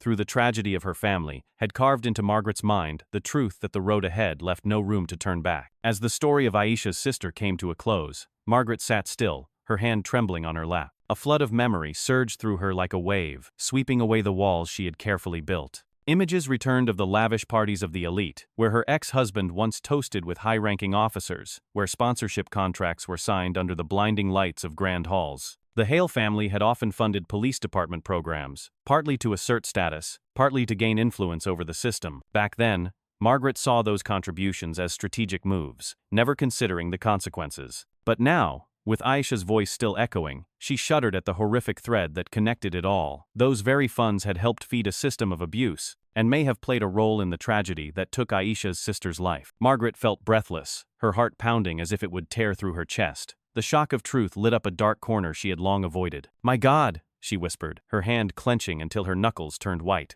She saw again the front pages of newspapers from years past, where her ex-husband stood proudly next to the police commissioner, boasting, "The Hale family stands with justice." Back then, Margaret had nodded like a machine, proud of the prestige it brought, never once questioning whether that justice truly existed. Now, the very word rang like mockery, reflecting the image of a young woman collapsing on the pavement, beaten to death. Her eyes blurred, the guilt inside her relentless. She thought of Clara, remembered the question her daughter had asked at the restaurant. "Mom, why do they hate her?" That question, layered over the truth just revealed, made her feel she wasn't just facing the anger of society, but the quiet reckoning from her own little girl. She had been silent for too long, and that silence was complicity. Those sponsorship checks, those thunderous rounds of applause, now felt like a series of slaps to her pride. Margaret realized she had not only witnessed injustice, but helped sustain it with the very power and wealth of her family. In Aisha's sorrowful gaze, she still sat quietly, her face calm but her eyes burning with fury. Margaret saw in that look not just an accusation, but a summons demanding she face her responsibility. She felt as if she were seated on the defendant's bench, with past and present converging to deliver judgment. Never before had Margaret Hale seen it so clearly that all her successes, all the reputation she once held high, had been built on the shaky foundation of a system stained by innocent blood. The silence in the room hung like a suspended sentence. Margaret couldn't say another word, her throat tight, with only the ticking of the clock marking time, reminding her that her silence was running out. She understood now that from this moment on, every step she took would no longer be about maintaining appearances, but about trying to redeem a piece of the harm she had helped cause. And deep down, Margaret realized that fate was forcing her to choose, remain part of the old cycle, or dare to break it, even if it cost her everything she had built. The next day, the entire city seemed to hold its breath as the announcement of Margaret Hale's emergency press conference appeared across all news channels.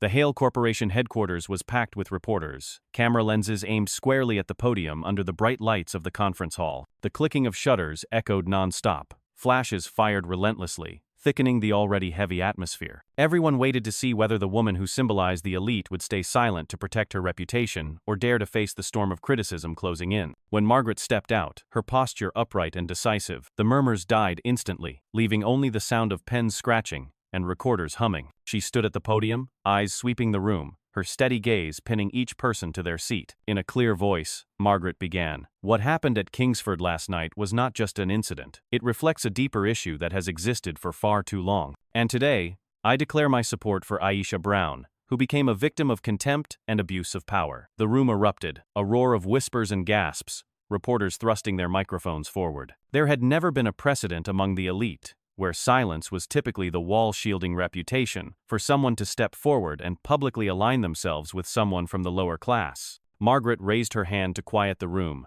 then continued, her voice unwavering. I am not here to defend myself, but to commit to real action. I will fund the creation of the Justice Fund, a foundation to support victims of discrimination and abuse within the system. This is not charity. It is the responsibility I must bear. Her declaration sent a ripple through the audience, many unable to keep up with their notes, their minds caught on the repeated words, fund, responsibility, discrimination. Outside, the news spread instantly. Phone screens lit up with alerts. Headlines filled online outlets. Margaret Hale breaks silence. Pledges anti-discrimination fund. In cafes and on subways, conversations exploded. Many were skeptical, but just as many were moved by the strength of her words. Analysts, speaking live on air, said this move could mark a turning point, forcing the upper class to reconsider their social responsibility. In the press conference room, Margaret paused for a moment, her gaze locked onto the rows of reporters, then spoke slowly. If a child has to ask why people hate someone who's good, then it's our fault, those of us who stayed silent. I won't stay silent anymore. Her words ended in a storm of camera flashes, scattered applause, rising and gradually spreading across the hall. A few reporters stood up, raising hastily written signs with the slogan number, "Stand with Aisha." And in that instant, the once heavy room became the birthplace of a renewed energy. Margaret stepped down from the podium, her stride still firm, but inside her, a wave of mixed emotions surged. She knew this decision would cause many in the upper class to turn their backs, that powerful partners might withdraw from upcoming ventures. But deep down, she felt a quiet relief, as if shedding a burden she had carried for years. As she walked through the corridor filled with reporters, Margaret caught a glimpse of Aisha standing at a distance, her eyes glowing softly, a mix of disbelief and emotion. No words were needed. The two women understood that from this moment forward, their fates were bound by a thread that could not be severed. While Margaret's statements still echoed across headlines, in the city police headquarters, the air in the meeting room burned like a brewing storm. Senior officers sat around the long table, faces flushed with anger. One slammed his hand on the wooden surface, voice roaring, "Who does she think she is?" dragging the entire force into the spotlight. That anti-discrimination fund is a slap in the face. Another hissed, "If Margaret Hale gains ground, our credibility will be buried. We need to bring her down before this gets out of control." Their words flew like arrows, revealing the fury of a system long used to holding unchecked power, now publicly challenged. Plans began forming behind closed doors. They couldn't confront her openly just yet, but their anger made them ready to chip away at Margaret's image. One proposed digging into her past, unearthing shady connections in her financial dealings. Another, colder and more calculated, suggested pressuring the media, spreading false reports, and slander to shake public trust. The room went quiet for a few seconds after the proposal. Then heads began to nod in agreement, because they knew that only by turning Margaret into the villain could they protect their own standing. Outside, tension spread quickly. Conflicting headlines emerged, some praising Margaret as a symbol of defiance against injustice, others casting doubt, accusing her of putting on a show to win public favor. Every newspaper, every television channel took a side, and the debate spilled onto the streets. People were divided into two camps. Some marched with signs supporting number, "Stand with Aisha," others chanting slogans in defense of the police. The once crowded city turned into a battlefield of daily rallies, where cheers and fiery arguments unfolded in equal measure. Amid this, Margaret faced crushing pressure. Her office phone rang nonstop, and visors flooded her with warnings about cancelled contracts and investors pulling out. Online, her images were edited, paired with cruel captions. One widely shared doctored photo accused her of secretly profiting from past police projects. Though she denied it, the rumors spread fast enough to shake public confidence. The feeling of being surrounded grew stronger, like invisible hands closing in around her. Meanwhile, Aisha also bore a heavy burden. On the streets, she heard whispers. Some people approached to shake her hand and show admiration. Others stared with hostility and muttered vague threats. One evening, returning to her apartment, she found an anonymous note slipped under the door, scrawled with the words, "Don't think you'll always be protected." The message sent a chill through her, but Aisha knew Margaret's decision had pulled them both into a storm they could no longer escape. The tension escalated beyond imagination, turning everyone involved into lightning rods for public outrage. Press conferences were filled with shouting, Backroom police meetings brimmed with scheming, and out in the streets, opposing protest groups held up their banners day after day. The city became a powder keg waiting for a spark, and Margaret knew that what she had started was no longer just a statement. It had become a real battle between truth and decaying power. That afternoon, the city baked under harsh sunlight, and the street Aisha usually walked to the bookstore felt strangely quiet. She had just stepped out of a small grocery store with a few items in hand when two figures lunged from a narrow alley, their eyes burning with hostility like predators. Before she could react, a sudden punch slammed into her shoulder, sending her crashing onto the sidewalk. Her bag flew open,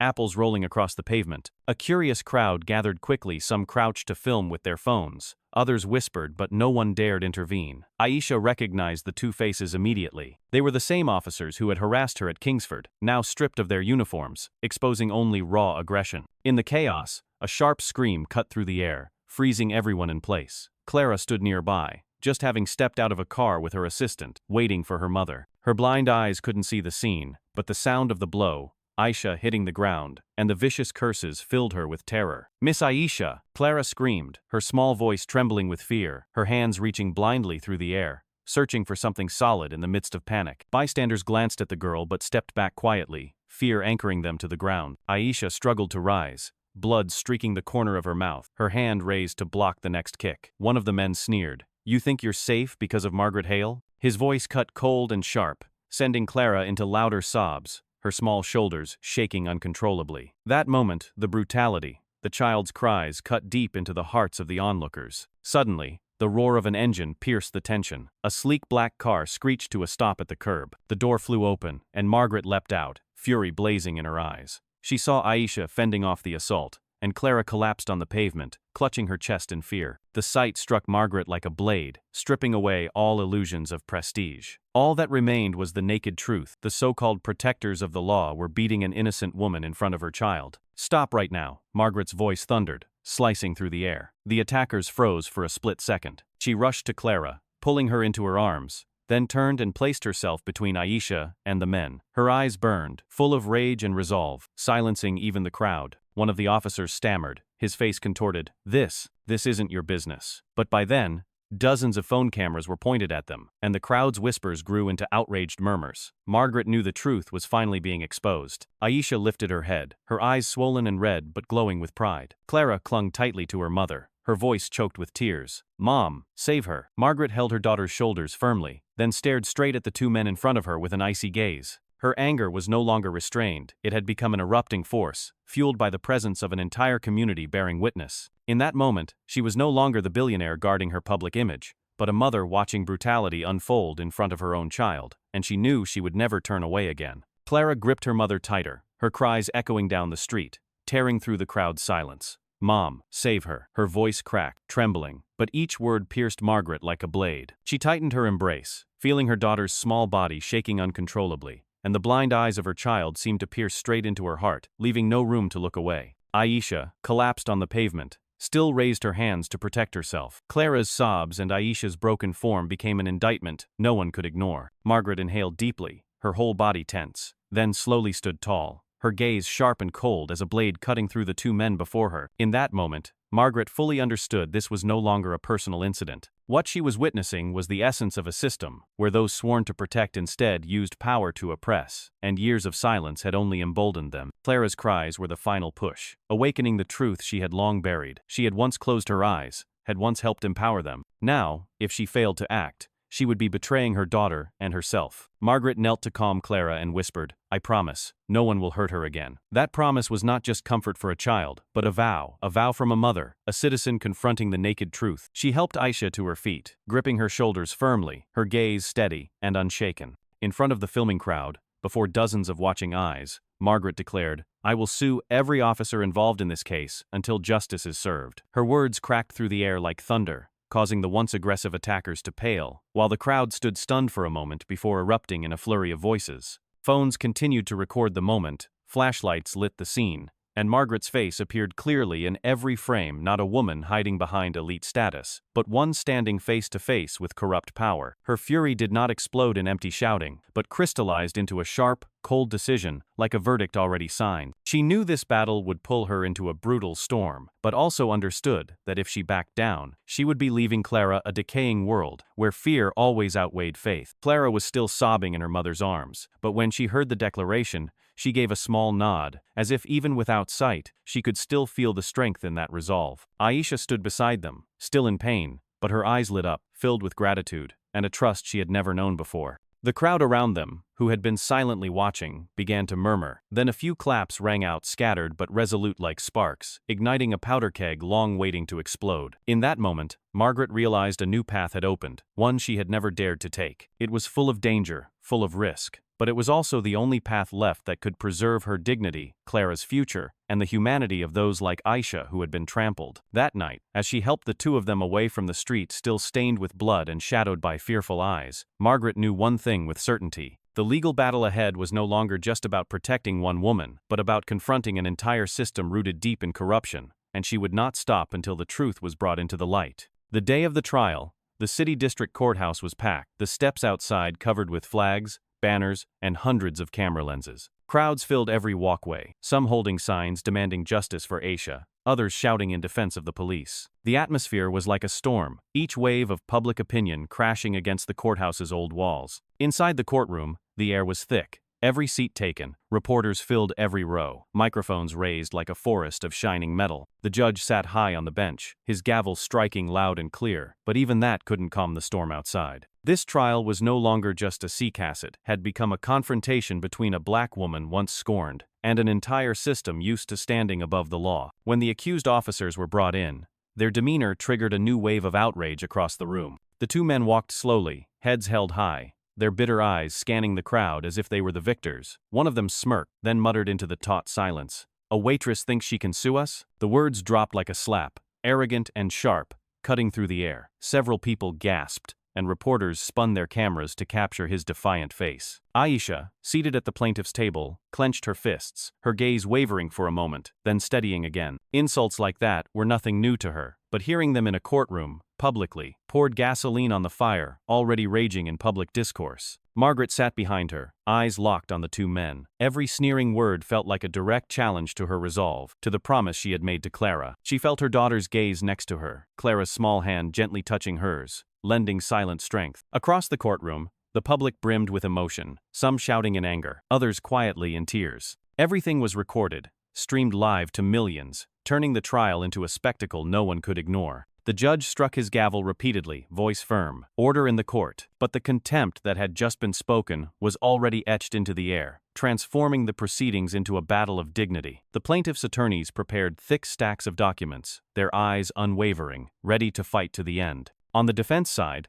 lawyers in dark suits sat rigidly, but the smug smiles of the two officers lingered, as if the courtroom was just another stage for their well-rehearsed act. Aisha sat still, her heart pounding, but her eyes burned with fire. She no longer felt alone like she once had, because out there, thousands of people were saying her name, writing hashtags in support, following every breath of this trial. In her heart, the memory of her late sister returned, like a shadow standing behind her, reminding her that the truth today was not just for her, but for everyone who had ever been buried in the dark. And so, amid the storm of public opinion, the arrogance of the defendants, the tears and cries of outrage, the trial for justice began, promising to become a turning point not only for Aisha, but for an entire city struggling between darkness and light. The plaintiff's attorney stood, eyes sharp under the cold ceiling lights of the courtroom. He opened his leather briefcase, pulled out a sealed hard drive, and held it up high, his voice clear. "Your Honor, this is video evidence recorded at the scene, from multiple angles. It shows the truth about the actions of the two defendants." The courtroom immediately erupted in whispers, many leaning forward as the large screen lit up. The footage played, every moment from Kingsford restaurant to the street assault,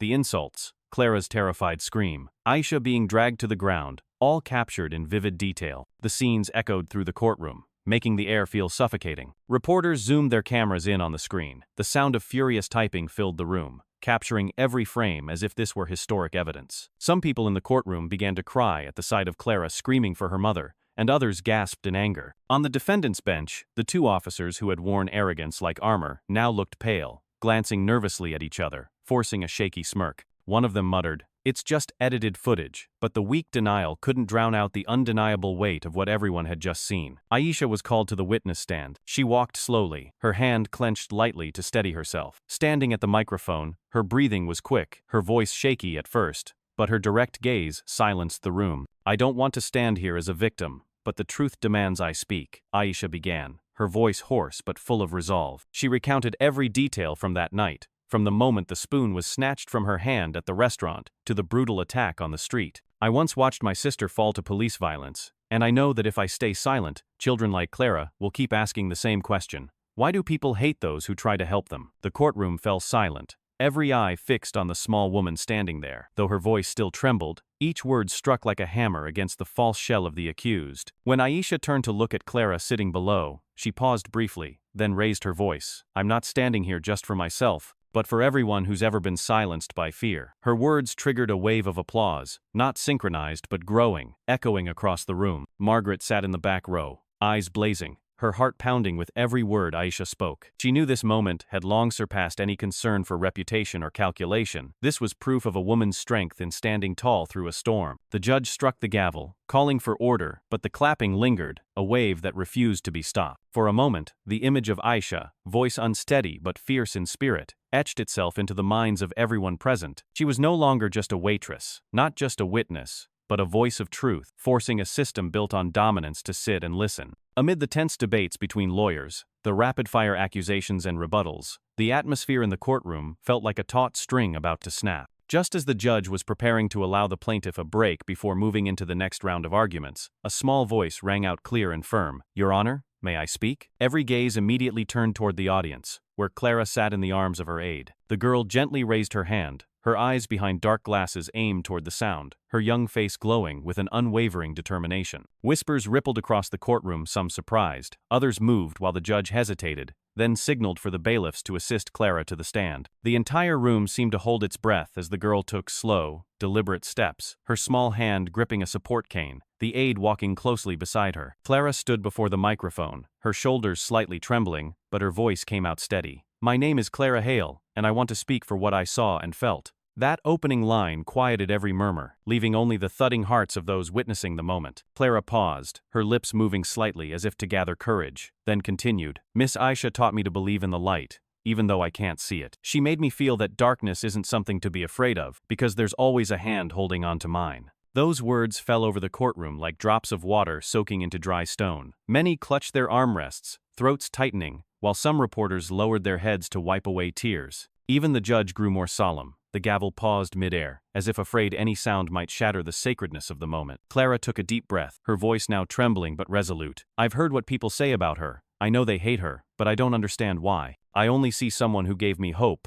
who showed me I could laugh, that I could be happy like other kids. If someone like that is treated like she doesn't matter, then what does justice even mean?" That pure voice left the courtroom in complete silence, as if all logic, all evidence, all passionate arguments had been swept aside by the raw truth of a child's heart. Some standing in the back bowed their heads, shoulders trembling from emotion. Aisha sat at the plaintiff's table, one hand pressed to her chest, tears brimming but a faint smile forming one of deep pride. Margaret clutched her daughter's hand tightly, eyes blurred with tears, but her gaze shining brighter than ever. The atmosphere in the courtroom shifted completely, from tense and suffocating to quiet and heavy with emotion. Soft sobs echoed from different corners. Some reporters set their pens down, hands trembling, simply listening. Even the two accused officers instinctively lowered their heads, unable to say a word, their earlier smug smirks gone without a trace. Clara stood still, her small hand resting lightly on the stand, as if anchoring in everyone's memory the image of a child who had lost her sight but could still see the truth more clearly than many grown-ups. After several breathless seconds of silence, applause rose from one corner of the room, then spread like wildfire through dry grass. One wave of clapping followed another, roaring across the courtroom, mingling with quiet sobs that could no longer be held back. The judge banged the gavel, calling for order, but his voice faltered, too faint to stop the surge of emotion washing over the crowd. Clara bowed her head, a soft smile touching her lips, then was gently guided back to her seat, while the applause continued to ripple around her. That moment became an indelible mark on the trial. The voice of a child, simple yet pure, had done what no amount of evidence or argument had achieved. It pierced through to everyone's conscience. Tears fell from many eyes, but in the same moment, a spark of hope was lit inside each person's heart that justice did not belong only to the powerful, but lived in those brave enough to speak the truth. Clara, with her innocent words, had turned the courtroom into living proof that light could still be found, even in the darkest shadows. After Clara's clear yet powerful words, the entire courtroom seemed transformed. It was no longer just a space filled with tension and fear, but a place where truth now stood undeniable. The two officers sat slumped at the defendant's table, fingers clenched tightly, their eyes darting around, searching for an escape. But every piece of evidence now pointed straight at them, the video capturing the shoving, the clear insults, the screams of a child, and Margaret's delayed intervention. Dozens of eyewitnesses from Kingsford and the street where Aisha was attacked had already come forward to confirm what happened. The plaintiff's attorneys presented testimony transcripts and timestamp comparisons, dismantling each defense point as soon as it was raised. With no path left to retreat, the once arrogant men now found themselves cornered, and their silence no longer signified power, but the quiet surrender of defeat. In the courtroom, the air was tight like a drawn string, no longer heavy with fear, but with anticipation. Citizens, reporters, even those who had once silently endured, all turned their eyes toward the judge's bench. A low murmur rose, then faded as the gavel struck 3 times, the sound echoing like a drumbeat in every chest. The judge stood, his face stern, his voice deep and resolute. The court, after reviewing all evidence, testimonies, and the conduct of the defendants, finds both defendants guilty. The abuse of power, physical assault, and violation of human dignity are severe breaches of both law and morality. Each word fell like a blow, tearing through the false facade the defendants had built, as the courtroom erupted in sighs of relief and thunderous applause. Margaret gripped Clara's hand, her eyes shining with emotion. Aisha sat still, tears streaming down her face, but a proud smile on her lips. After years of carrying the pain and memories of her sister's death, she now saw justice as something real. Her tears were not only for herself, but for all those who had been buried in silence. Clara leaned against her mother's shoulder and whispered, "See, Mom, the light really does exist." Margaret nodded gently, feeling for the first time in her life a profound sense of release, as if the years of hiding behind pride had finally fallen away, making room for the truth. The judge struck the gavel one last time to confirm the sentence. The defendants are sentenced to appropriate prison terms, and a broader investigation into abuse of power within the force will be initiated. The ruling echoed not just as the close of a trial, but as a wake-up call, a bell ringing beyond the courtroom walls, stirring the whole city. The media reported in unison, headlines flashing on screens everywhere. Justice has spoken. Outside, people cheered, many wept, many held hands tightly, believing that a new door was opening. In the room still resonating with applause, Aisha turned to Margaret, their eyes meeting, needing no words to understand that from this moment, they were allies on a new journey. They knew the road ahead would still be difficult, because a few verdicts could not instantly reform a broken system, but this turning point marked the beginning of something greater. Clara's childlike voice had become a guiding light, and the judge's sentence a solid foundation for the change so many longed for. And in the hearts of those who witnessed it, faith in justice was rekindled, stronger and brighter than ever before. After the historic trial, public discourse surged for days, but this time not with outrage, rather with rising belief. Aisha's name appeared prominently across major news outlets, her image stepping out of court with tearful yet proud eyes broadcast everywhere. News reports called it the moment justice spoke, and praised the courage of an ordinary woman who stood firm against brutal power. On social media, videos of the verdict and Clara's voice continued to spread. The hashtag number Stand With Aisha held steady at the top, becoming the symbol of a widespread movement. In many poor neighborhoods, banners with her face were hung up,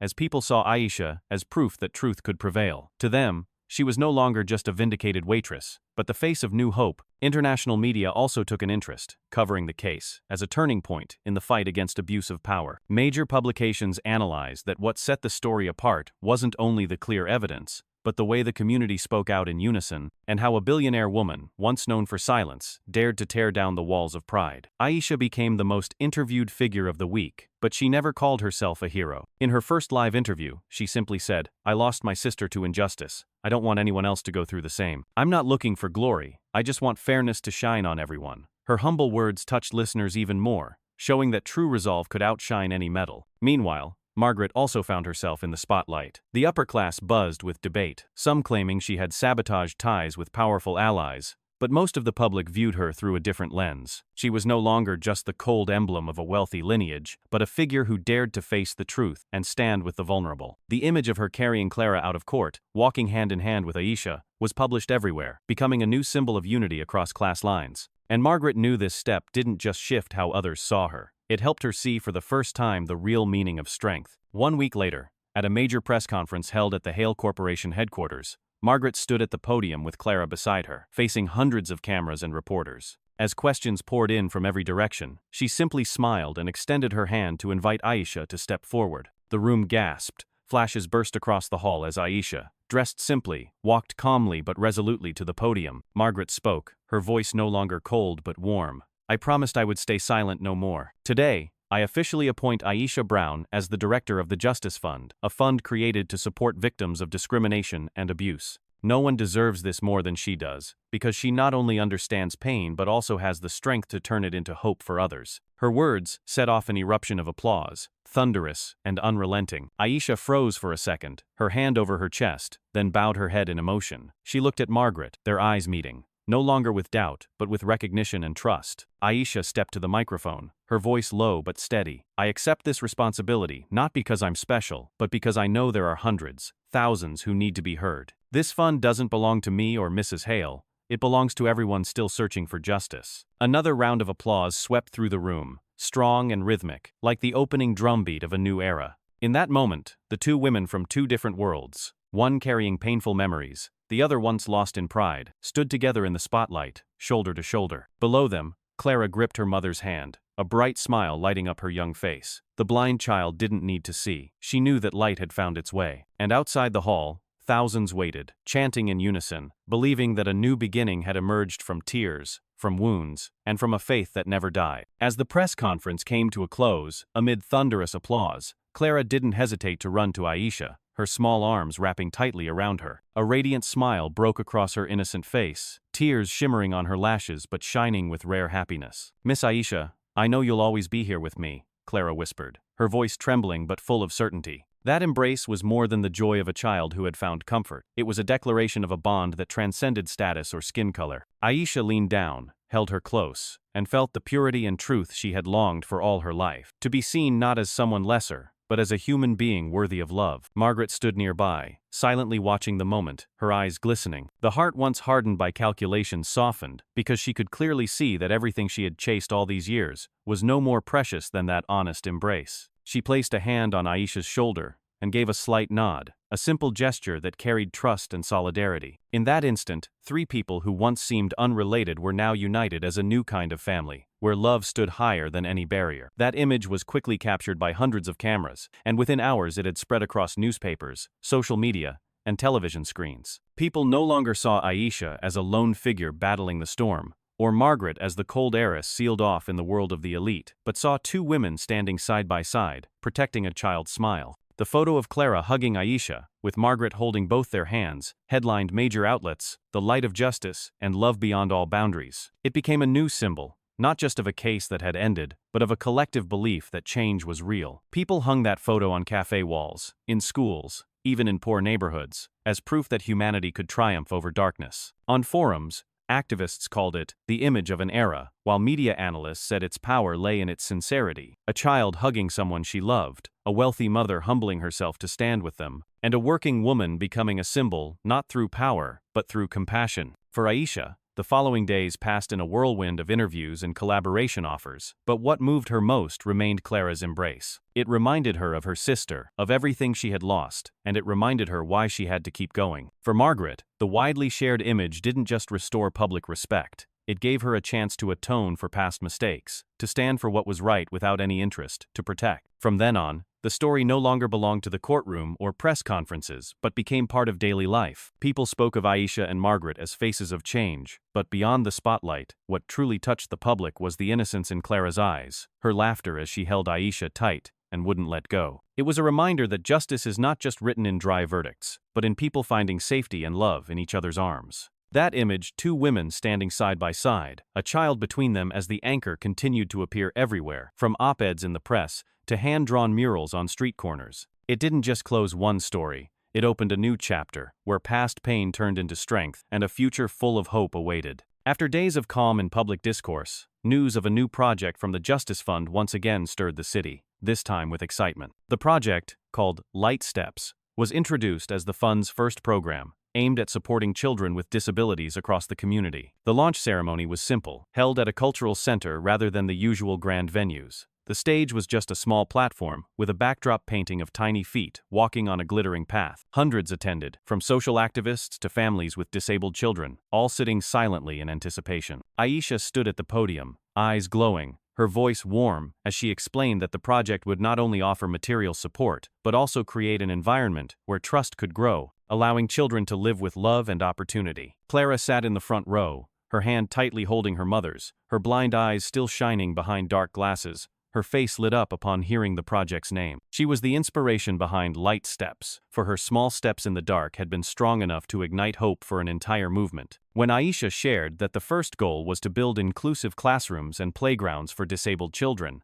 the room erupted in applause, many wiping away tears. They felt the sincerity, knowing that the person launching the effort had lived through pain and understood the value of support. Margaret stepped up amid thunderous applause, no longer the cold billionaire of the past, but a woman willing to humble herself for redemption. She held the microphone, her voice low but resolute. I spent years accumulating wealth, only to realize no fortune is large enough to cover up wrongdoing. This project is how I use what I have to make amends, to change even a small part of a system that has caused too much pain. She announced she would personally invest millions to build the infrastructure for the project, from specialized schools and rehabilitation centers to scholarships for disabled children. That promise rang out like a bell, echoing in the hearts of the audience. No longer a distant pledge, but a concrete action. Reporters scrambled to ask questions. Flashes burst continuously, but Margaret did not shy away. She openly admitted to having once turned a blind eye to injustice, even contributing to it. I can't erase what happened, but I can start from today. These children's new steps will prove that real change exists, she said, her eyes looking toward Clara and Aisha. The hall went silent for a few seconds before applause roared like ocean waves, for everyone understood that this time, she was not speaking to protect her name, but to open a new chapter for herself, and for those who had long been overlooked. Aisha stepped closer to Margaret, her voice warm.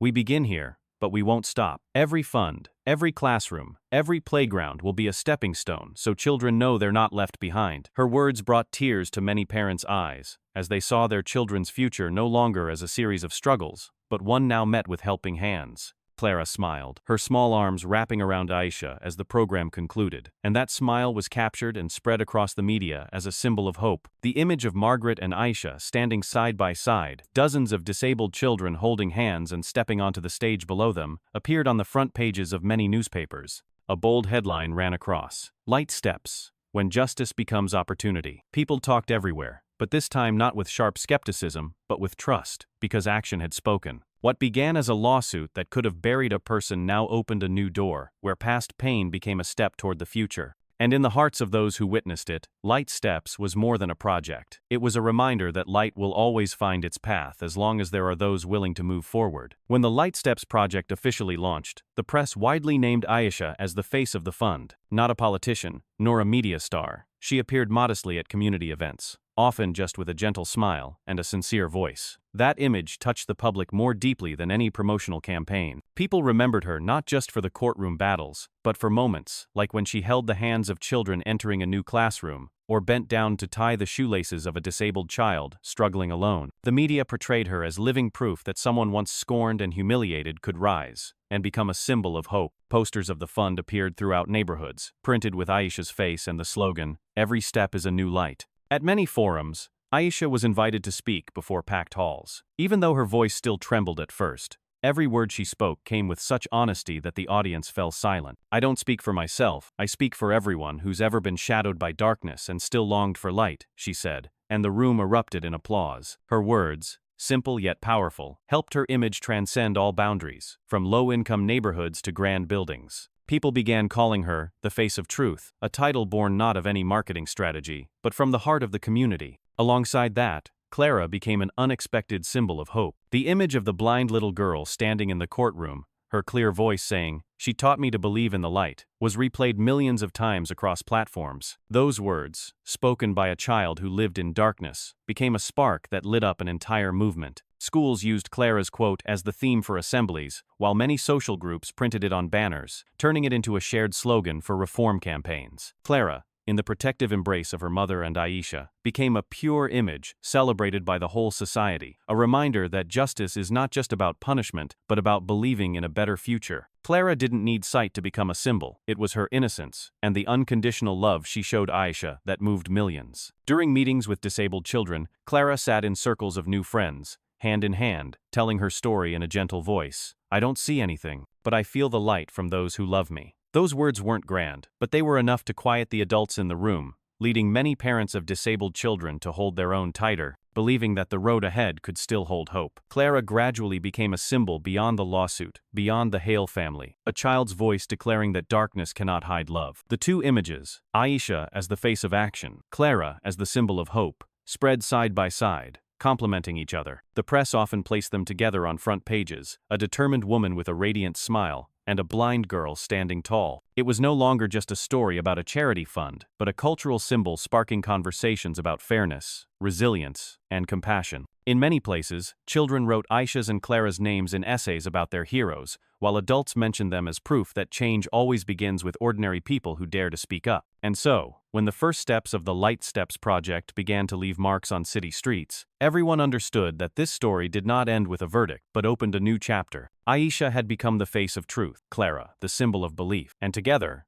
they created a journey where the light would continue to spread. On a sunny afternoon, as the Light Steps project inaugurated its first learning center for children with disabilities, the room settled after waves of applause. On the small stage, Margaret stepped forward, her face no longer bearing its usual coldness but glowing with calm. She looked at Aisha, then turned to Clara, her shoulders slightly trembling as her voice echoed through the room. It wasn't just Clara, it was you who opened my eyes. That admission rang out like a belated confession, as well as a confirmation of the journey of change she had undergone. In that moment, the woman once seen as untouchable among the elite humbled herself to thank someone long considered beneath her. The entire room fell silent, everyone feeling the weight of her words, because this wasn't a diplomatic statement, but an honest voice from the heart. Aisha stood beside her, emotion shining in her eyes. She didn't rush to respond, simply bowed her head, her hand gently squeezing Clara's next to her. The little girl lifted her face, a pure smile spreading across her lips, her small hands gripping Aisha's tightly,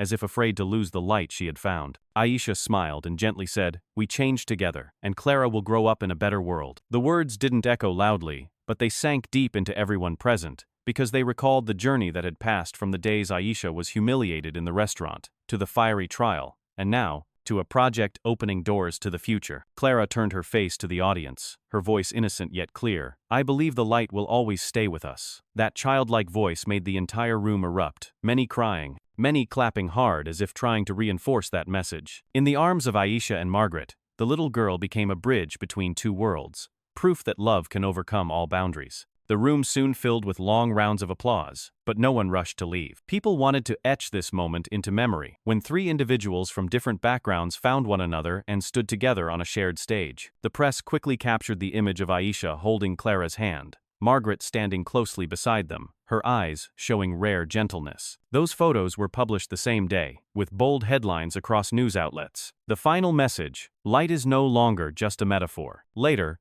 many would say that it was the moment Margaret bowed in acknowledgement and Aisha smiled while holding the child's hand that became the true closing mark of the story. It didn't just conclude a series of events, but opened a new journey where justice extended beyond verdicts and became opportunity and compassion. And in the hearts of all who witnessed it, that final message still resonates. That light can be found anywhere, as long as there are people willing to hold hands and walk forward together. After the inauguration ceremony, not only was the hall filled with emotion, but the entire city seemed swept up in a new wave. People in many neighborhoods gathered together, hanging banners with the words, "Light Steps," in front of their homes. Children drew suns on sidewalks, and parents told their children about the trial, about Aisha, about Clara, and about Margaret's transformation. Places once heavy with injustice were now lit with the belief that change had begun, not through grand slogans, but through tangible acts. The community moved forward in shared light, each person finding their own way to contribute, from volunteering for the fund, to sharing posts online, or simply holding the hands of vulnerable children in their neighborhoods. Images of Aisha, Clara, and Margaret,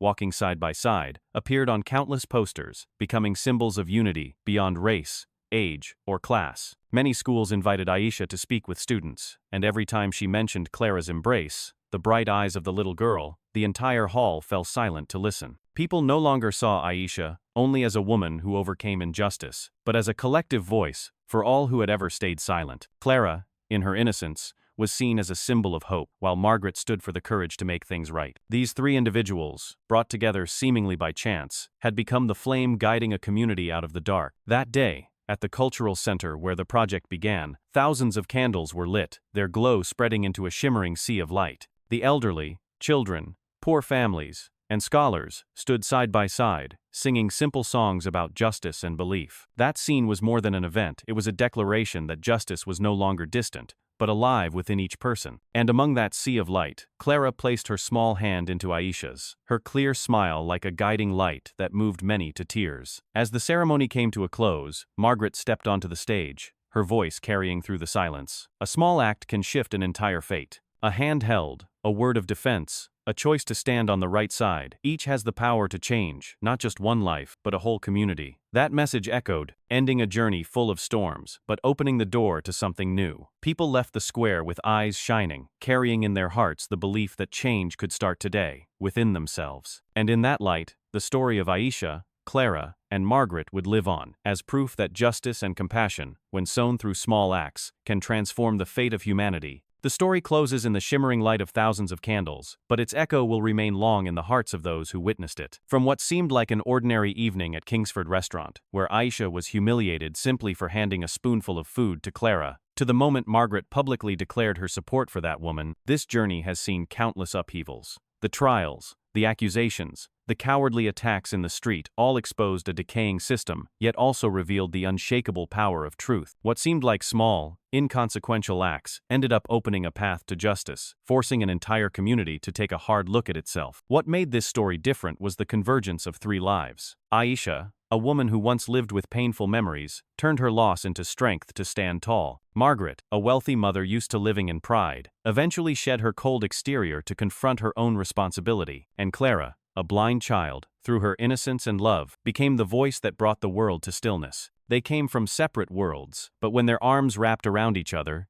they proved that justice doesn't only come from courtrooms, it comes from humanity, shared and multiplied. That journey left behind hard-earned lessons. First, it reminds us that truth must be spoken, even when the voice trembles and the heart fears. Aisha chose not to stay silent, and through her courage, many other stories were brought into the light. The second lesson came from Margaret, that sometimes making things right takes more bravery than winning. She gave up the safety of elite approval to stand on the side of what was right, turning her wealth into a tool for restoration rather than concealment. And from Clara, we learn that the voice of a child, when rooted in sincerity, can shake a system once thought untouchable. When Light Steps was born, it was not just a charity project, but a symbol of true change. The steps of children with disabilities were supported not only by funding, but by the belief that they have value, that they have a future. It stood as proof that from a bitter incident, a new opportunity was opened for hundreds, even thousands of others. And the image of Aisha and Margaret standing side by side, with Clara in the middle holding both their hands, became a symbol of the era, entering the hearts of the public as an unshakable belief. The ending of the story was not a final period, but the beginning of a longer journey. It left a message that a seemingly small act can turn the course of fate, as long as that act comes from compassion. Justice is not a luxury, but a daily choice made by each person when faced with injustice. And when a community knows how to hold hands tightly, that light will never fade. The readers, the listeners, the witnesses will carry this story like a flame, to remind themselves that in even the darkest shadows, a single ray of light is enough to lead the way for an entire world.